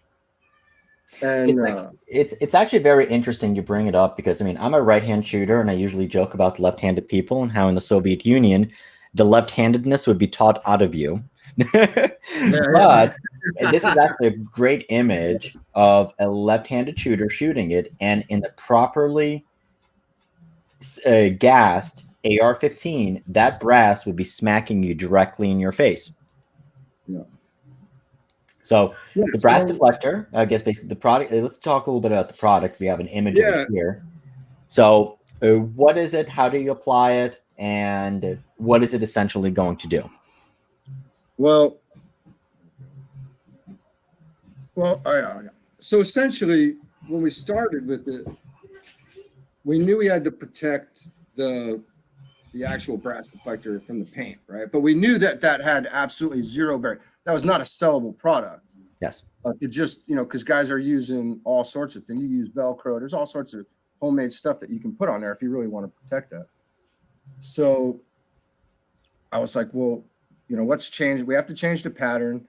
And so as we're going, what are the benefits? We need to make it thick enough to protect the brass, right? So as we were going, it just kind of morphed into this. We had a bunch of different shapes, and we ended up on this. And what it is it's a specific durometer foam that has a pressure sensitive adhesive on the back, and it's basically peel and stick. Our biggest issue, right, has been our biggest critique has been our adhesive, basically, because it's pressure sensitive. It's an advanced adhesive. It's one of the most advanced adhesives you can buy, that you can get on the market, but it's an actual part, and it requires that you do something. Like, you have to activate the adhesive underneath in order to get it to work properly. So if there was a bubble, if there was dirt, if there was any kind of oil or something like that, it was going to hinder the product. And so we had to fight through that kind of stuff to get the value out. And now I don't even know, but we're well over 1,100 reviews, I think, now at this point on Amazon. Yes.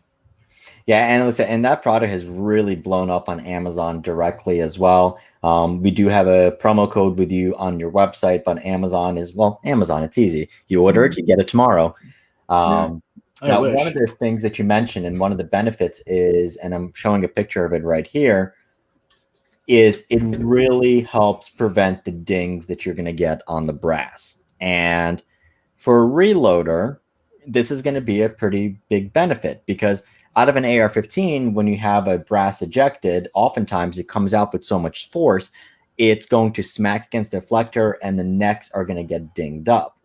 Now, the reloading die, it will reform it, but when you don't have it, when you don't have that ding to begin with, you're going to end up expanding your brass life a little bit further as well. So it definitely does help. Now, Tt3 Brass, prior to the pandemic, was fairly cheap to begin with, but you have ARs such as 300 Blackout, or if you've been watching my channel, you have it in 6.5 Grendel, you have it in 6mm Arc, and those cases are precious. And you do want to save them, and pretty much every single brass that I've had come out of any of my ARs, and all of them do have the brass deflector on them in various colors. The brass has been perfect, and it's been ready to reload from the beginning. So that has been good. Now, the other benefit is, and here's an image.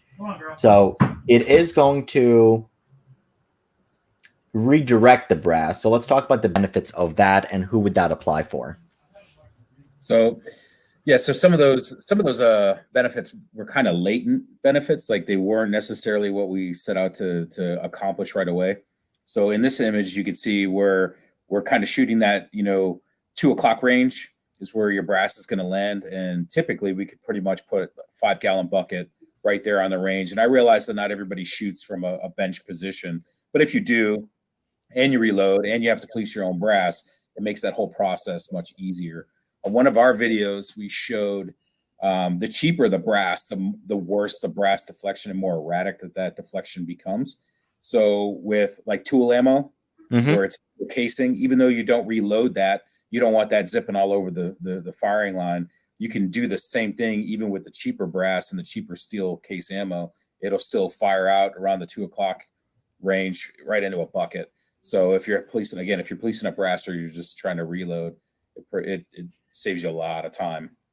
Yeah. Well, I guess the other thing, it does help you become a good range. If you're shooting at a public range, it does help you become a better gun owner, because you're not getting that brass smacking the people behind you or on the side of you. And generally, there shouldn't be anybody in front of you. We get a lot of phone calls, you know, and this is interesting because we just did a commercial, right? And on Trigger Time TV, and it was a lot of fun. It's a cool commercial, and am I allowed to say that? Yes, we can.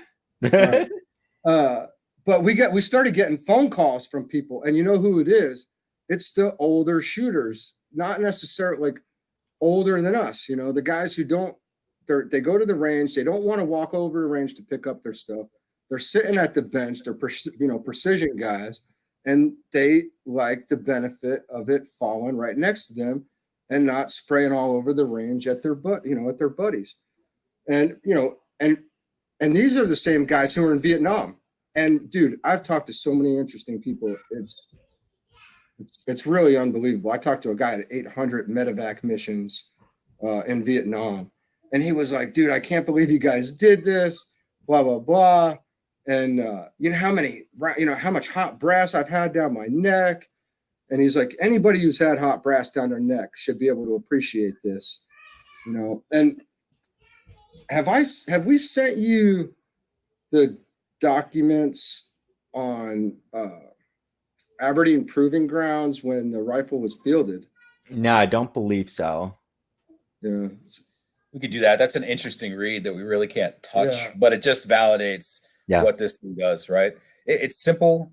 It's cost effective. A lot of people look at it. They think they're only getting one, you know, in the kit you get 4, you get the cool little box, you get some stickers, you get all the things you need to put it together. When you look at the fact that some of these folks are driving a $5,000 machine and they're squawking at something that's $17.99, just blows my mind. Yeah. Right. I realize that not everybody wants to keep their rifle looking brand new, and that's fine. That's totally fine. Some of them are made to be beat up and thrown around. That's great. But there are some benefits to just using it that in a range environment just makes sense. Yeah. And even back to what Donnie was saying earlier about some of the fielding that was done at Fort Bragg, some of that the brass deflection doesn't necessarily have to be in a range environment. Even in active live fire ranges where you're going in and you're not even just simulating room clearing procedures, that brass is better controlled, right? So for folks that have a military law enforcement background that are going in and clearing rooms, actively clearing rooms, can see a benefit there too. You don't have brass just flying everywhere. And I know that audience is real small too. We're in a very niche market for sure, but there's a lot of latent benefits out there. Well, it's a niche market, but I look at it from the perspective of if you're shooting in an indoor range or you have anybody going shooting with you, or let's say you're doing precision shooting and you have a spotter directly behind you, or if you're just a left-handed shooter, you absolutely need it. Because I mean, I never understood how they can like position their face right next to the place where the brass is coming directly at you. Yeah. And most people, I mean, does that too, and there are left-handed AR-15s, but most people aren't buying left-handed AR-15s. Yeah, they're super expensive in the parts for. I mean, when you take just an AR platform, it's mil spec, right? You can replace almost every component that drives that rifle with any other component. When you get a left-handed shooter and something breaks, it changes the entire game. Yeah. But yeah. So what's the process of somebody installing the brass deflector, and then how long would it last on the gun? So that's an interesting thing that we've struggled with to qualify, right? We actually made it better than what we advertised, right? So in one of your descriptions here, we show 1,500 rounds. Yes. That's grossly underestimated. We've seen that thing last as high as 8,000 to 10,000 rounds going through solution tanks, not peeling back until you actually go to peel it off. So originally we said 500-600 rounds. Maybe that would have been a sweet spot, but then people were complaining. And actually, as we realized that it was lasting longer and longer, we just increased that shelf life. But I would comfortably say that 2,000 to 5,000 rounds, and that thing's still hanging in there. Yeah. People are just replacing them because they don't like the way it looks anymore. Yeah. But it's still functional.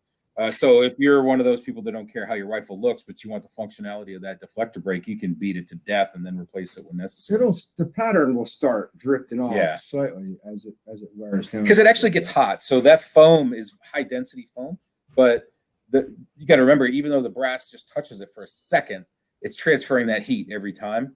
So eventually, over time, that thing is going to deteriorate and it will need to be replaced. Now, the key to installation that people are failing to adhere to are the fact that your deflector needs to be clean and clear. I mean, obviously, if you put it on a brand new rifle, that's the best case scenario.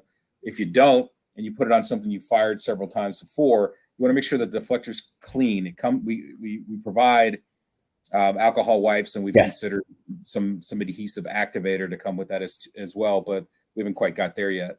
But if you clean it real well and you place it in the position that it's supposed to be in, since it's precision cut, it only fits one way, and it should be very intuitive. And you start pressing down on it for about 30 seconds and activating that adhesive all the way around.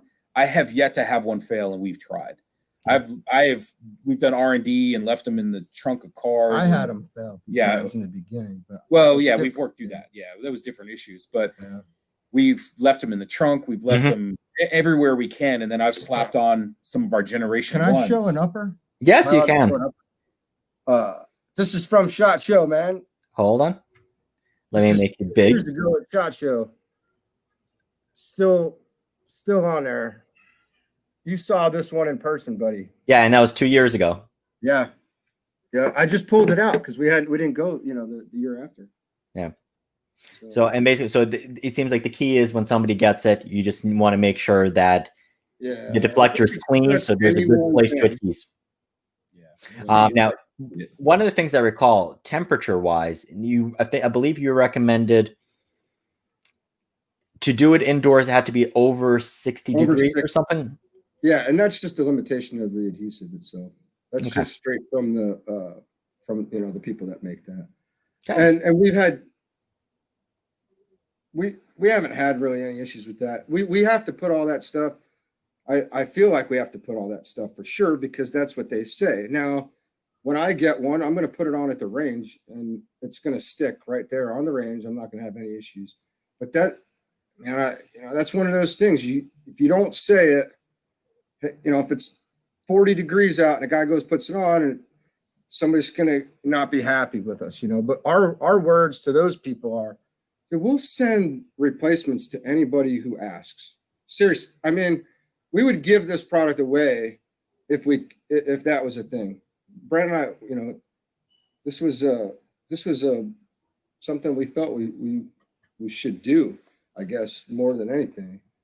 Like the market needed it, guys needed it. So, and that could, if anybody's watching, law enforcement, and then we're more than happy to send samples and all that, dude. This is not necessarily about money for us. We just want to get this stuff out there. It'd be great if we have a job, made ourselves jobs. That'd be really cool. But ultimately, we're at about 20,000 units now, and we're struggling a little bit to pick up distribution and more dealers, more of the bigger dealers. But hopefully, with guys like you, saying great things about it and good reviews, we're hoping that this thing keeps going. And we've seen a lot of growth this year too, with the market coming up. So. Yep. And like I said, and I've done videos for those that are watching and wondering exactly how does it work. Because it's a live stream, I'm a little hesitant to pull up shooting videos. But go ahead, and I have in my description, I have videos that I've done on this. And also, if you go to the Amazon link, you will see a couple of the videos that I did for Amazon on the deflector break as well. But I would say, like I said, if you're shooting in an indoor environment, if you're a left-handed shooter, if you care about the brass or how pretty your gun looks, it's almost a no-brainer of a product. And it's funny because, so even though I'm not a left-handed shooter, I have the deflector brake on every single AR for a slightly different purpose. So tomorrow I have Darkstorm coming on, and that's the firearm that I have on the image for one of the videos, and it's the variant 1. And this is a very pretty gun. And I'm like, I want to shoot this, but I don't want to ruin the finish on it. So that's why we have the brass deflector on that. And it's in 223, so I don't care about the brass because I don't shoot that much 223. And then recently we've done the ARs on 6.5 Grendel and 6mm ARC. And those guns, some of them are just shooters and some of them are going to be pretty guns. And I have the brass deflector on there for one primary reason, because I want to save the brass, because that brass is both hard to come by and the necks get worked just a little bit more on that. So if I can prevent dings on that, it's a big winner for that. And then from a personal experience on one of the guns that we did, the Troy A4, we did 1,000 round test that we shot over 1,000 rounds. I think it was like 1,100 rounds in under an hour. And we had the brass deflector on there and kept all the brass. We had a Harbor Freight moving blanket on the floor. Everybody was standing in closer to the same spot. All of the brass landed in one big pile at the end, just fold it up and have a big pile of Tt3 brass. And once again, it prevented the people because there was about 12 people shooting the gun. It prevented them from getting pelted back. Now, obviously, you can, if you have an adjustable gas block, you can overgas the gun, and then that's going to redirect the gas to the brass to the 2 o'clock position. But then you're beating up your gun more than you actually need to. So this is just a cheap, simple way of saving the brass, making it a better shooting environment for people to around you. That's cheap and doesn't beat up your gun. Yeah. Cool. Yep. So that product. Go ahead.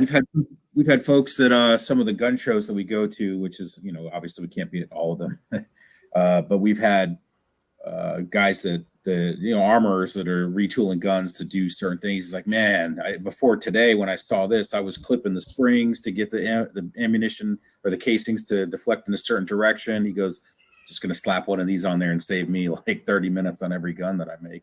Yeah. So, it's very simple and effective, very inexpensive, right? And again, we back it. We back everything. We prefer that someone reach out to us long before they hit that 1-star review on Amazon. That doesn't make sense to anybody. If it wasn't for you, that's fine. Get a refund and move along. That's great. But, one of our biggest issues too is that this was designed solely for the mil-spec deflector, and we've got some negative reviews on Amazon because somebody bought it for a non-mil-spec deflector, and that was our fault somehow. But it happened. Okay, so that's the brass deflect. That's the deflector brake, and then you launched a couple of newer products as well. So the next one I think was the ARCG. Yes, I got the acronym correct. That was always confusing. The ARCG is funny, man. We were initially, it was along the same lines as the deflector brake, where when you're charged, as soon as you get a brand new rifle and you charge it a few times, it's scratching the paint back there. There's metal on metal if you're not pulling up and away, right? And after you rack it a bunch, it's gonna show its wear. And I thought, man, there's got to be a way, because now look, I'm just a thinker, I guess. I just ponder and contemplate stuff, And I was like, there's got to be something that can fit in there that we can do this. So anyway, we tested a bunch of different stuff for that too. Started giving it away with the deflector brake. Yes. And so I was like, we can't sell this thing on its own. We don't even know if it has any value whatsoever at all. And until people started asking for it. Until people started going, hey, we want to buy these without the deflector brakes because I don't have that kind of rifle or whatever.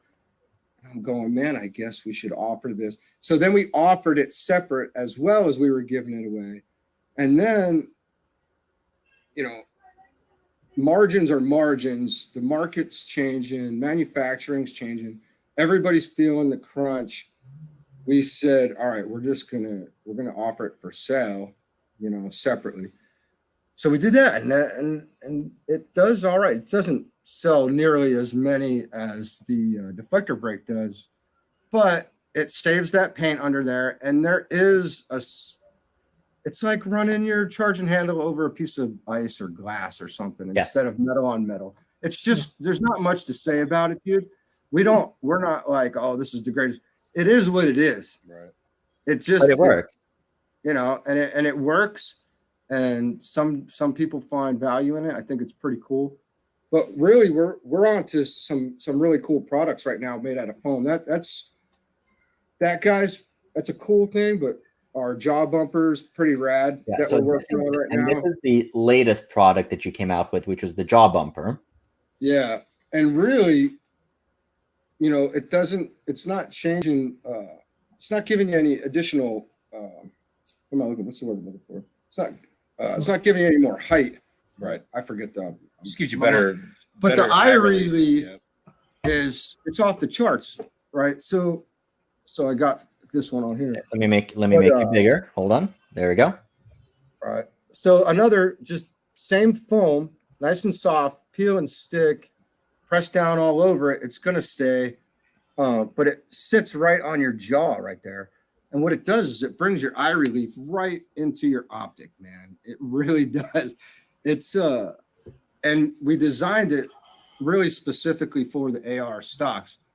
But if you don't need a riser or you're not looking for a riser, you don't need one. We've got lots of guys buying it for all sorts of different rifles right now.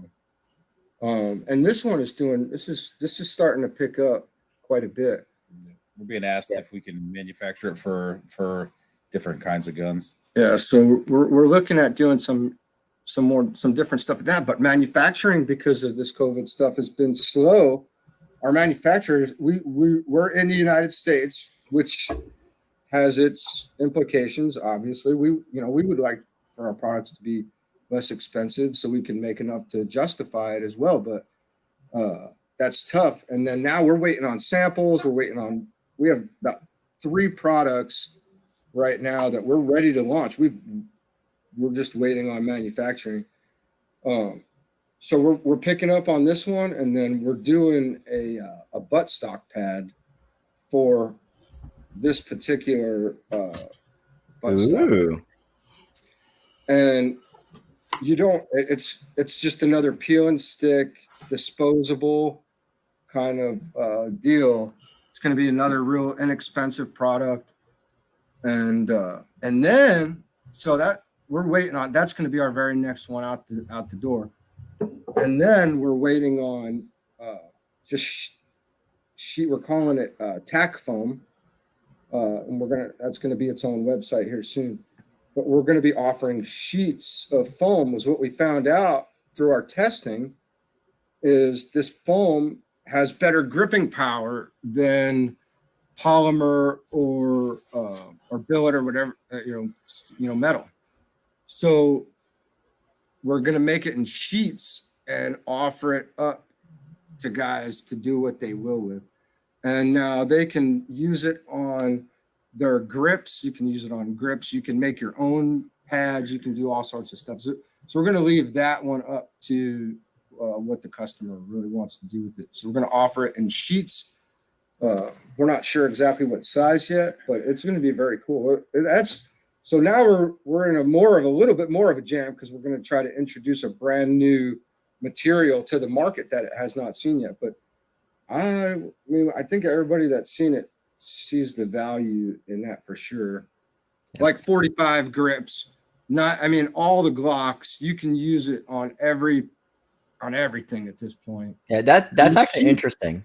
And some of the other materials that guys are using for stick-on stuff, but now we're throwing in. This has got like a palm pad, absorbent kind of different feel to it. I guess it's something like between grip tape and something like a rubber Hogue grip, I would say. It's going to be very similar to that, yeah. Very similar. But peel and stick, you're going to cut it up yourself, put it on. Interesting. We're gonna offer some pre-cut stuff, laser cut stuff, specific grips on different pistols, and all the different grips and stuff. But even Picatinny rails, man, we're testing all sorts of stuff right now. It's very wild. Trigger pad. We're doing trigger pads. Which, how do you sell that? But it's amazing. It's foam, and it's got better grip than your trigger does, and it's just about a 1/16 of an inch. But you got to put the two materials together to get it, and just you cut it out, and then you've got where it almost makes it like an extra stage on a dang stock trigger. I think that would be interesting to try. For everybody, man. I'm serious. We're just let everybody make their own decision about this stuff. We're just putting it out there, but we're really looking forward to what if we can get this stuff going here soon. Awesome. And I guess more recently, you have also been distributing Lucas Oil products. Yeah, Brandon hooked that up. Brandon got on that. Yeah, when we were at SHOT Show, we made a couple connects, and Lucas Oil was one of the big ones. For those who don't know, you can't just go buy Lucas Oil from Lucas Oil. You have to go through a authorized retailer or a wholesaler, and that's what we did. We stood up that relationship to be able to do that and pretty much provide anything in the outdoor line, which is what you see here, more on the gun side of the house, but we have the entire outdoor line. We do, yeah. Now the aerosols, they have the outdoor line has aerosols, and they're awesome, man. We are just figuring out shipping right now. We had to get a couple more things locked down for shipping, so there'll be a bunch more products, Lucas Oil products available on the site here soon too. Yeah. So what is the difference between the regular gun oil and then the extreme duty stuff, and then we can talk about I guess the solvent is the ultrasonic cleaning. I mean, that's going to clean. This is going to protect. And then the difference between the regular oils and then the grease, and when would somebody use one versus the other? So the grease applications, it's maybe in some cases preference, but your oils are obviously going to be for your more of your moving parts, right? So you look at it, just take an AR-15, for example. You've got the bolt carrier group and all those moving mechanisms, all those tiny little components that need to move in unison, right? So that extreme gun duty, the extreme gun duty oil is the best application for that. On the extreme side versus the regular, I'm most certain that's a temperature thing, right? High use, high temp kind of scenarios, right? So the extreme duty gun oil is going to be more high temp versus the other one is just lubrication, maybe the moderate use kind of stuff. But Mhm. I mean, you can't go wrong with either, right? Lucas Oil makes some really great stuff, not only for outdoors, marine, and motors, motorcycles, everything. Right? They've been doing it for a while. So for them to segue into the gun oil business wasn't a big deal. But yeah, and I would say that your biggest difference there is just going to be temperature and the amount of use. And I do have a certain trigger that's coming. Well, actually, it came in already. I did have it installed on the gun, so I'm looking forward to shooting it tomorrow. And that's definitely going to be getting a treatment of the extreme duty gun oil. Yeah, cool. Yeah, let us know when you need stuff, man. No, we're good so far. I got the care package, and like I said, anybody. So usually one of the perks of going out to the range with me is that you're going to get stuff. You either get to shoot new guns that are not yet public, or just recently came out, or I hook people up with Team Deflector brake stuff. And every single person that I'll have a couple in the bag, and there are a couple of friends who've seen it, they bought it, and then one of them, he's actually a big supporting member of the channel. He actually found it before. I'm like, oh, what do you think about it? He's like, oh, I love it. And I saw that he bought one package, and I saw he had a bunch of guns. I'm like, here you go. And they love it. So far, everybody that, I mean, it seems like, once again, going back to the original Deflector brake, it seems like such a simple product, but it does make a big difference in shooting. And almost kind of like we were just talking to Aaron from Anarchy Outdoors, on the precision rifle side, I can't imagine shooting with a regular grip. I need to have a penguin grip.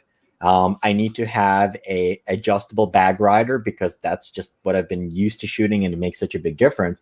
And on an AR, it's like, if it's an AR, it needs a deflector brake. I mean, it's just like something that should be standard with it, because it does make a big difference for all around you. Like I said, it makes a difference for you as the shooter, but I think it also makes a bigger difference with other people at the range, and pretty much any range, private range that I go to. I think it should be something that they carry on the shelf, and much like, hey, do you have your ear protection, your eye protection on? Great. Do you have a brass deflector on, in order to make it a better shooting experience for anybody else who's there at the range? Yeah, for sure. That's kind of what we saw, as we were doing it, working through it, Okay. So where can people find your products? So you have your website, deflectorbrake.com, which looks like it carries all of yours. Yeah. And Amazon as well. Yeah, Amazon. We're with Graf and Son, has some Unique Tech. I would recommend anybody watching to use the website and use your promo code if you want to. Yeah, for sure. That's going to be the best value for anybody right there. Yeah, for sure. Cool. It's SHOT Show. Remember at SHOT Show, man, we probably gave away 700. We had little single packets with a business card on it. Yes. So, man, anybody who wants samples or whatever, we're open to all that kind of stuff too. If there's people that are skeptical, and guys who buy it, we love a phone call too. I love talking to guys. So anybody can give a call. I like to hear how they plan on using it and their experience and why they're buying this stuff. So, and looks like you have a fan. Yeah. I might have to try you guys' job bumper cheek weld. Yeah, man. So Derek, being the military guy, I'll get you for sure. How would you use this? Honestly, I like the job bumper cheek weld pad. I'd probably add that on the 110 Precision project and the ICD chassis I have, because that doesn't have any cheek weld grip to it at all. Neither one of those do. Well, and one of the interesting things is, if what we have right now doesn't fit, we can engineer it for the products, including all of the upper receivers, that any AR upper receiver, basically, we can design it for that upper at a minimal cost and have them done in a couple months generally. And that include, that goes for all of our products or anything you want in foam. Really, we're working on all sorts of different things. So, yeah, just let us know, and we get samples out or whatever. Okay, thank you. Alexa, and one of the perks, I guess, of you're doing these videos with smaller companies is that there's no shareholders that you have to be responsible to, and you can actually talk about stuff that's coming down the pike versus, oh, well, we can't discuss it because we're a publicly traded company. Right. So it's good. It's good to have it. And like I said, I'm really looking forward to just getting it in terms of sheets, because then you'd be able to apply it almost any place you'd want. And one of the places where I'm thinking of is if you have metal parts that either need a little bit more protection or you have your face up against them, it would kind of help prevent from stuff the that makes noise. Anything that makes noise, a little piece of this will on the on the dust cover. Okay. Put a little piece right here on the dust cover, and when it pops open, it makes the noise. Yeah, I know that's a military type, stuff, trying to be cool, noise discipline and whatnot. But yeah, no, it makes a lot of sense. And then when you put the rifle down, if you were to place it down on this side of the rifle, what ends up hitting is actually the forward assist. Right. And the forward assist on a lot of rifles, actually, it's moving, and it makes quite a bit of noise at night. It really does. So you put a little piece of our foam on there.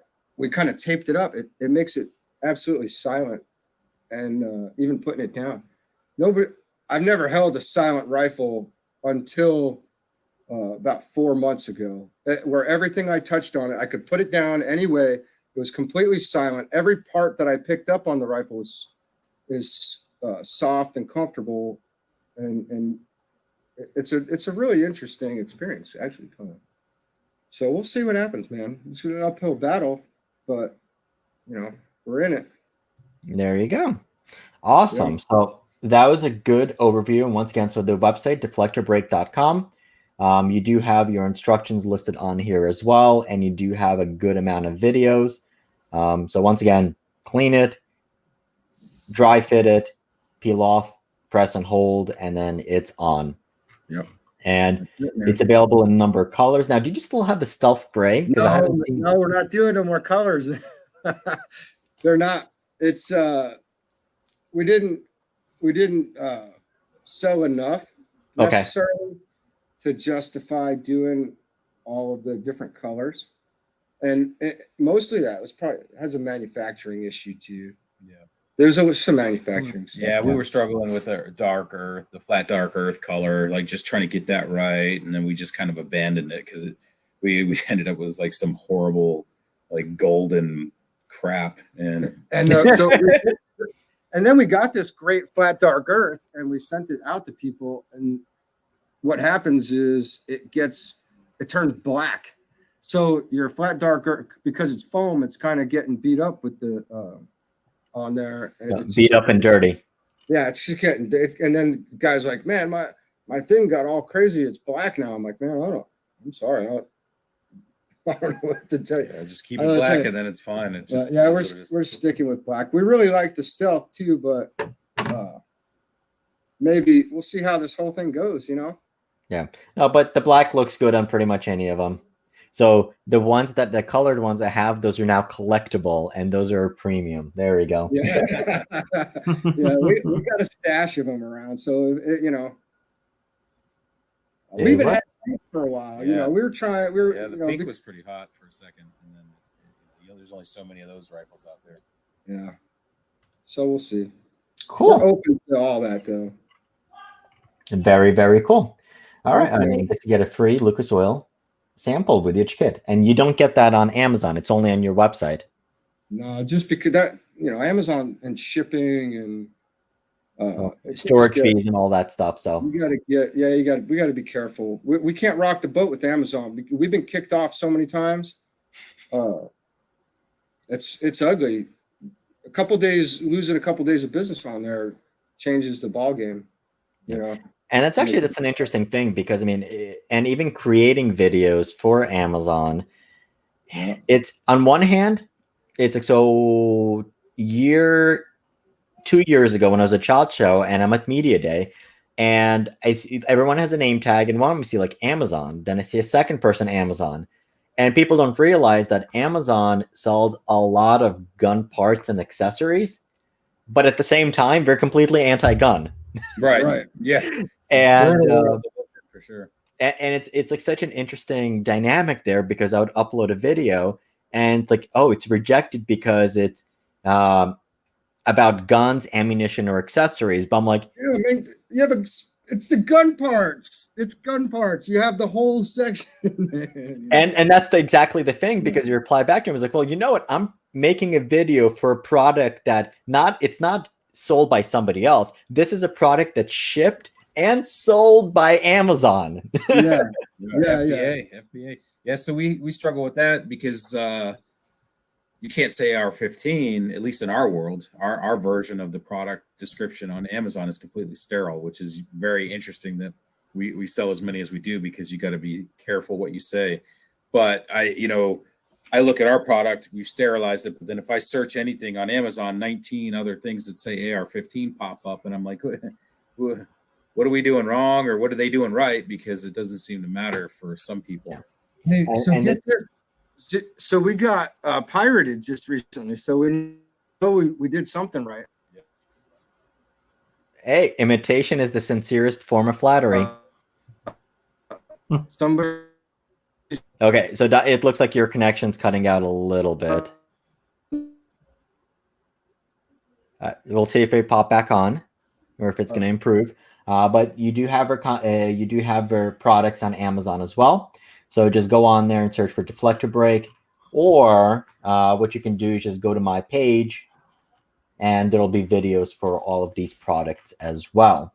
So we have the Deflector Brake, you have the AR charging glass, and the jaw bumpers there as well. And once again, so we have very good reviews, good products, fairly cheap. Yep, and there we go. You're back. So it froze up, but yeah. So I was just showing your products on Amazon. Wow, 1,210 reviews, and it seems like you just like, as word is getting out, people are finding it.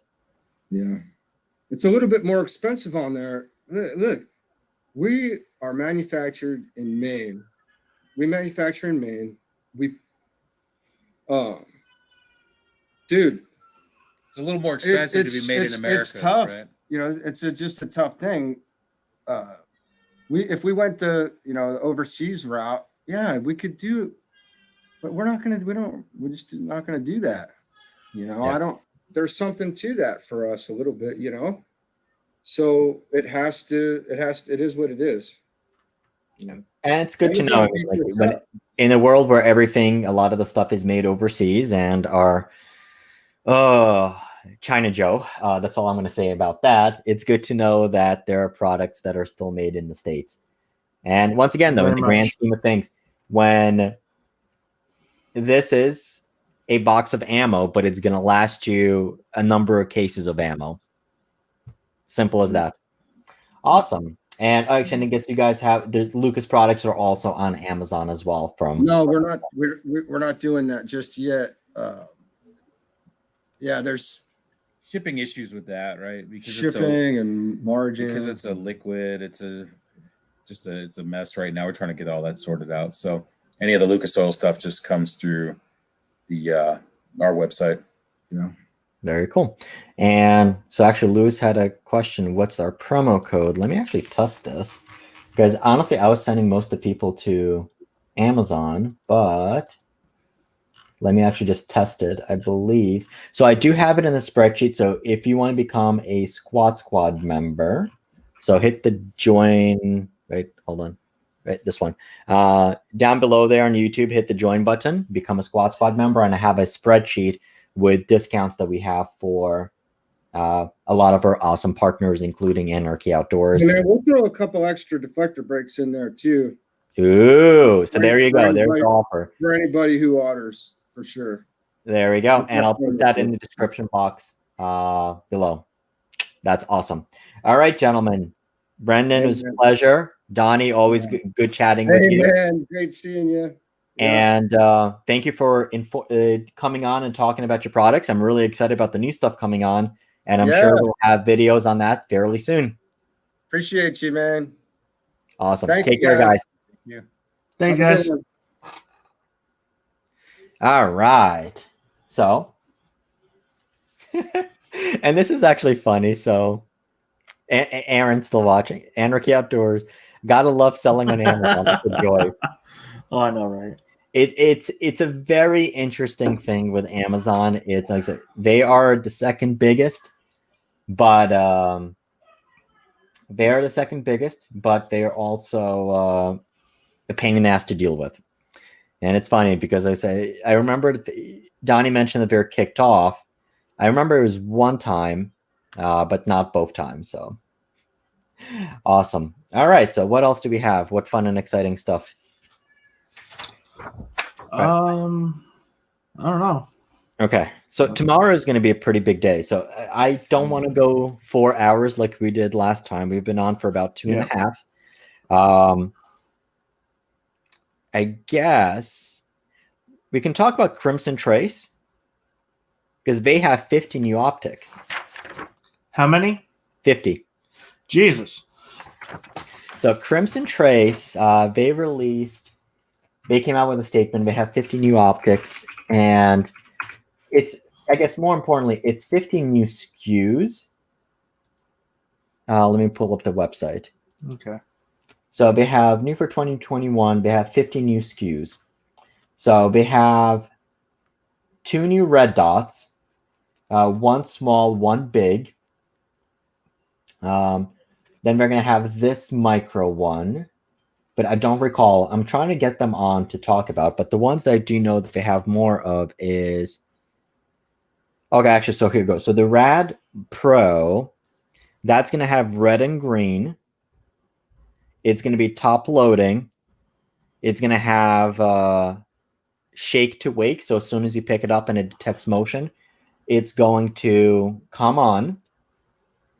And what else we have? We have rapid aiming dot. So I'm going off of the notes that I took. I don't remember what I wrote by this. But the battery life on this is supposed to be measured in years as opposed to months, Okay. which is cool.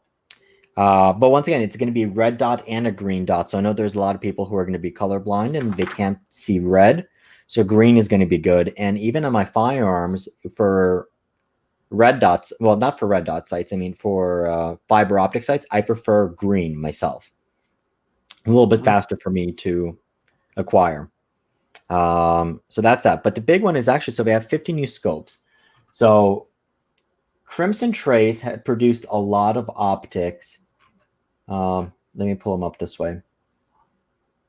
So they, over the last 2 years, they introduced a number of scopes based on the series. So they have the 2 series, the 3 series, and the 5 series. Yes. I had a video coming on the 3 and a 5, and all of these scopes, they're made in, I guess, do we call them the Legacy line?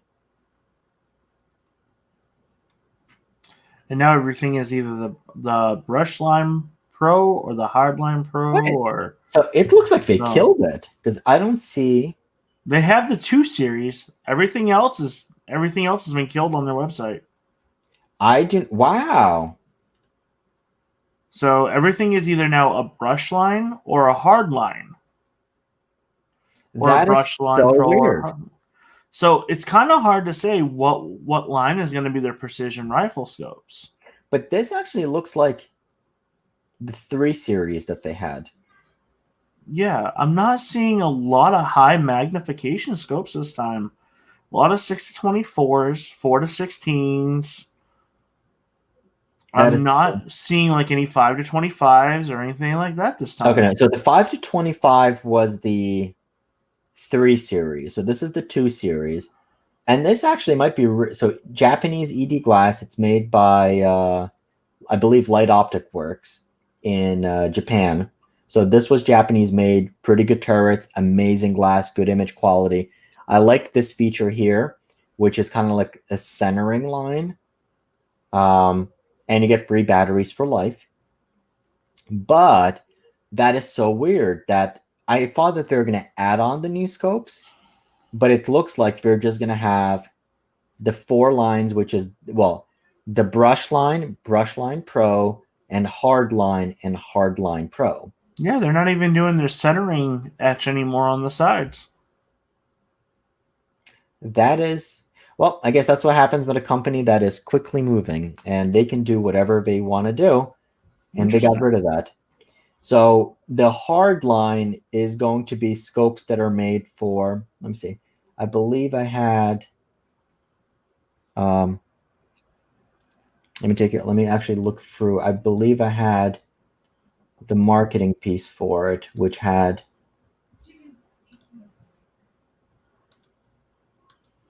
it had the differentiating parts about it. But if you look, they're not even any other new scopes. Nothing's over a 50 millimeter objective this time. So, I mean, that's one of the things I do know about the company is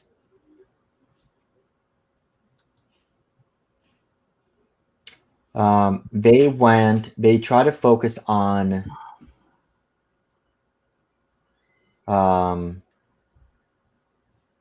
me see, hold on. Yeah, they went off with, and their whole price thing has changed too. They didn't go with anything over $1,000 this time. Everything is $860 and under, or $900 and under. I'm sorry.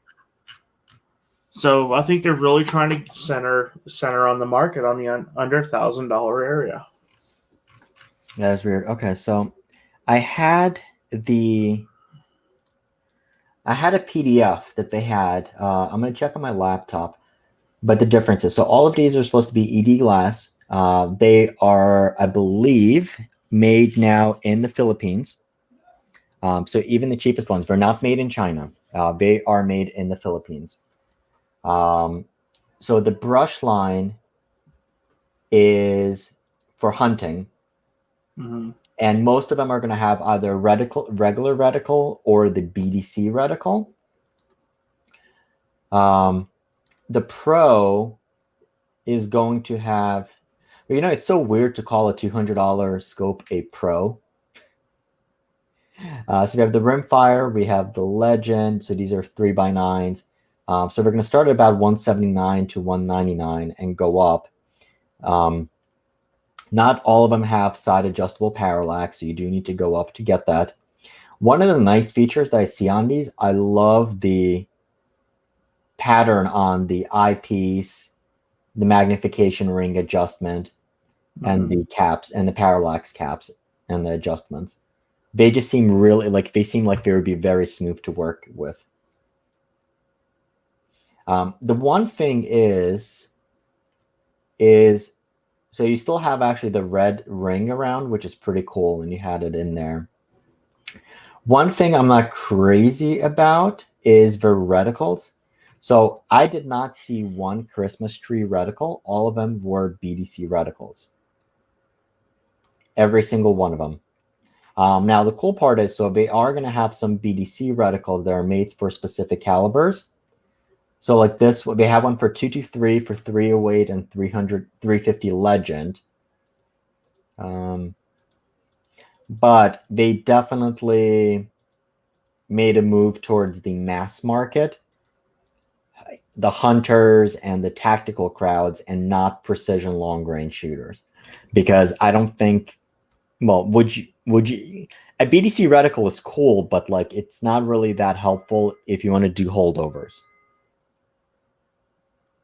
I mean, it's not bad for hunting if you're not going past 300. Yeah. Oh, so here's actually the features. So they do test them out. I'm actually quite happy with that.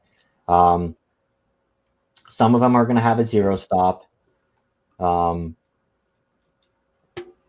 And complete submersion. So you can literally, they're not just splash proof. You can take the scope and just dump it into the water.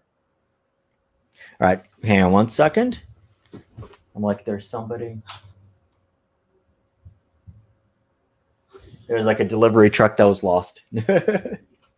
But I gotta say, I am bummed that. Yeah, so $899, Hardline Pro,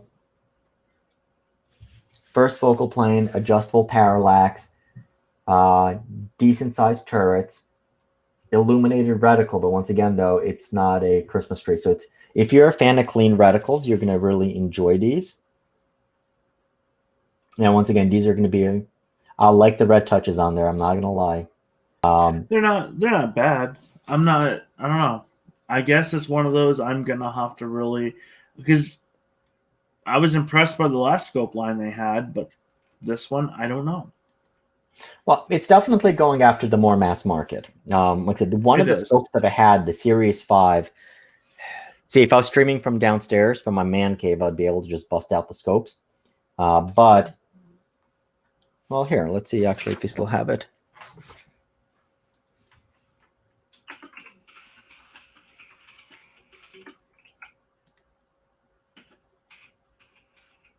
I'm looking at their mill one right now. I'm trying to see how much adjustment it has.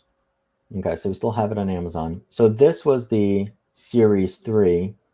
I'm sorry, Series 5. And wow, this is actually a really good price. So if you're looking for a damn good scope, $1,330 for this was a $2,000 scope.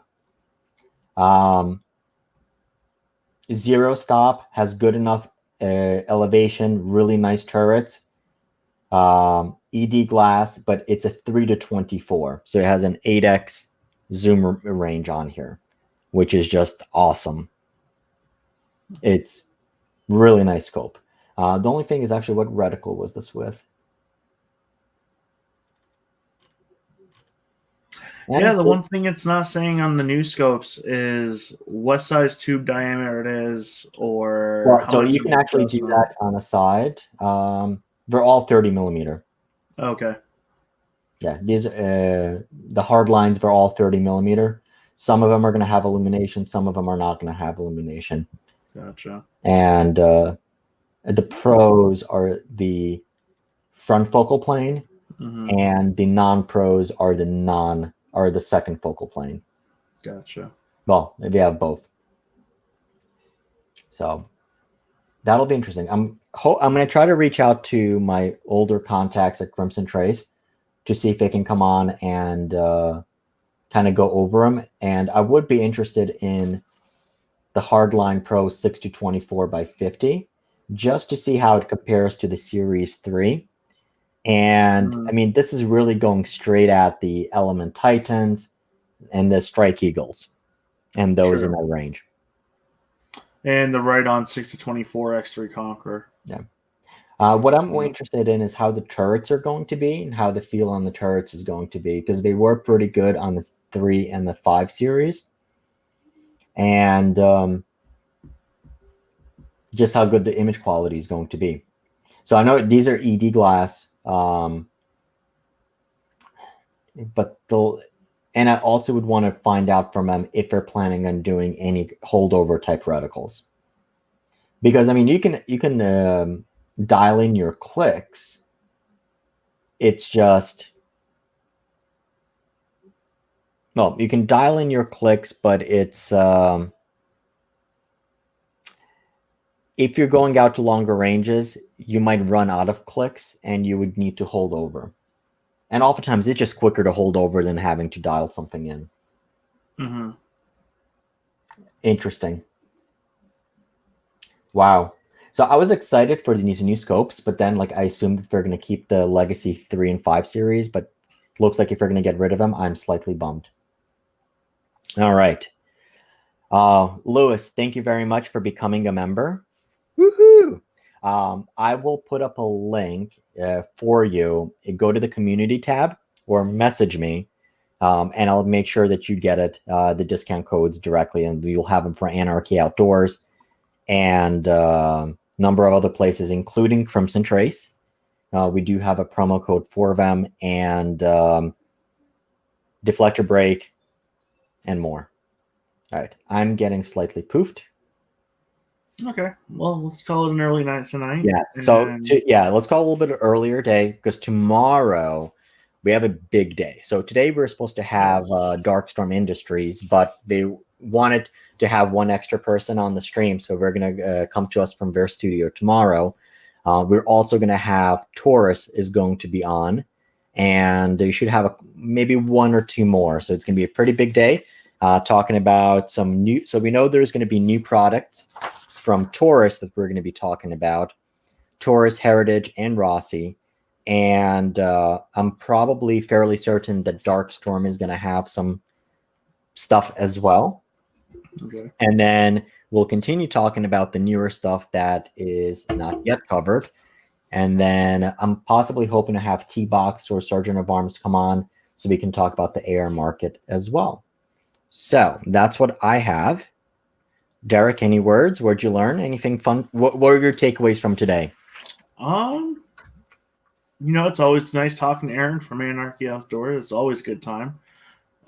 It's nice to learn about new products from Deflector Break. I think I'm gonna get a couple of those jaw bumper cheek welds and try those out. Put those on a couple rifles and give them a try. Yep. And that Savage is going to make the 6 arc, so I think that might be something we might bring on my channel. Yes. So Savage did reach out, and I'm trying to. They wanted to come on, but we didn't have a time or a date scheduled yet. So honestly, what this just might end up being is a multi-week project. Okay, that sounds like a plan. I was going to say, who do we have scheduled for Friday? So Friday we have no one scheduled definitively, but they wanted to come on Friday, which is Rock Island Armory. And they have some new products, including the shotguns. And so that could be interesting. So we'll stay in touch on that. Okay. But tomorrow we'll pop on right around the same time, 4:30. And immediately before. And then we're going to have, I believe Taurus is at 4:30. And then we're going to have Darkstorm immediately after. So that's going to be fun.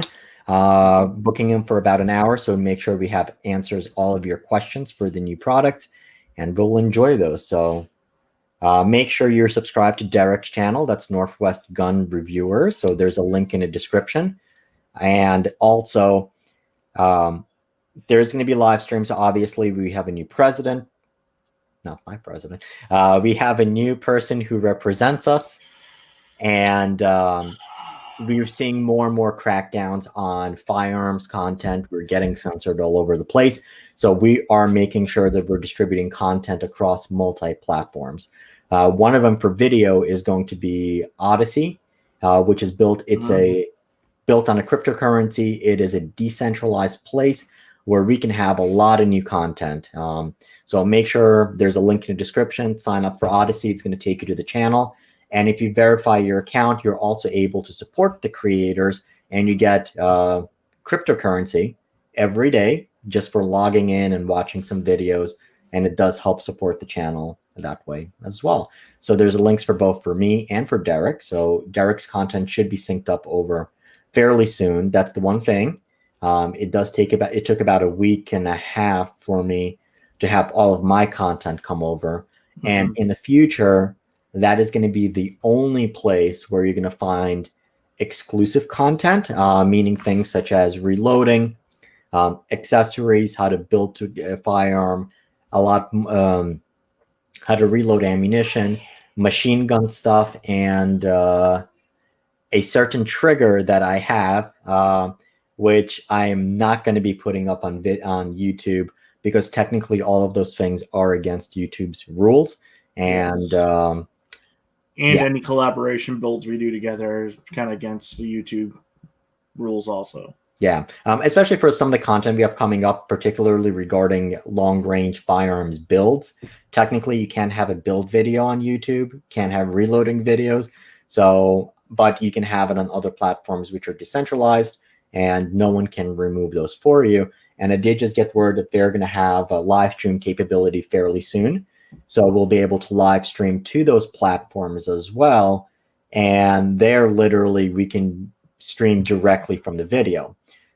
directly from the range. And one of the things, even for here, the reason why we go to the websites and we're showing firearms on there is because YouTube has algorithms after the shootings that they've had in New Zealand. Was it New Zealand or Australia? New Zealand.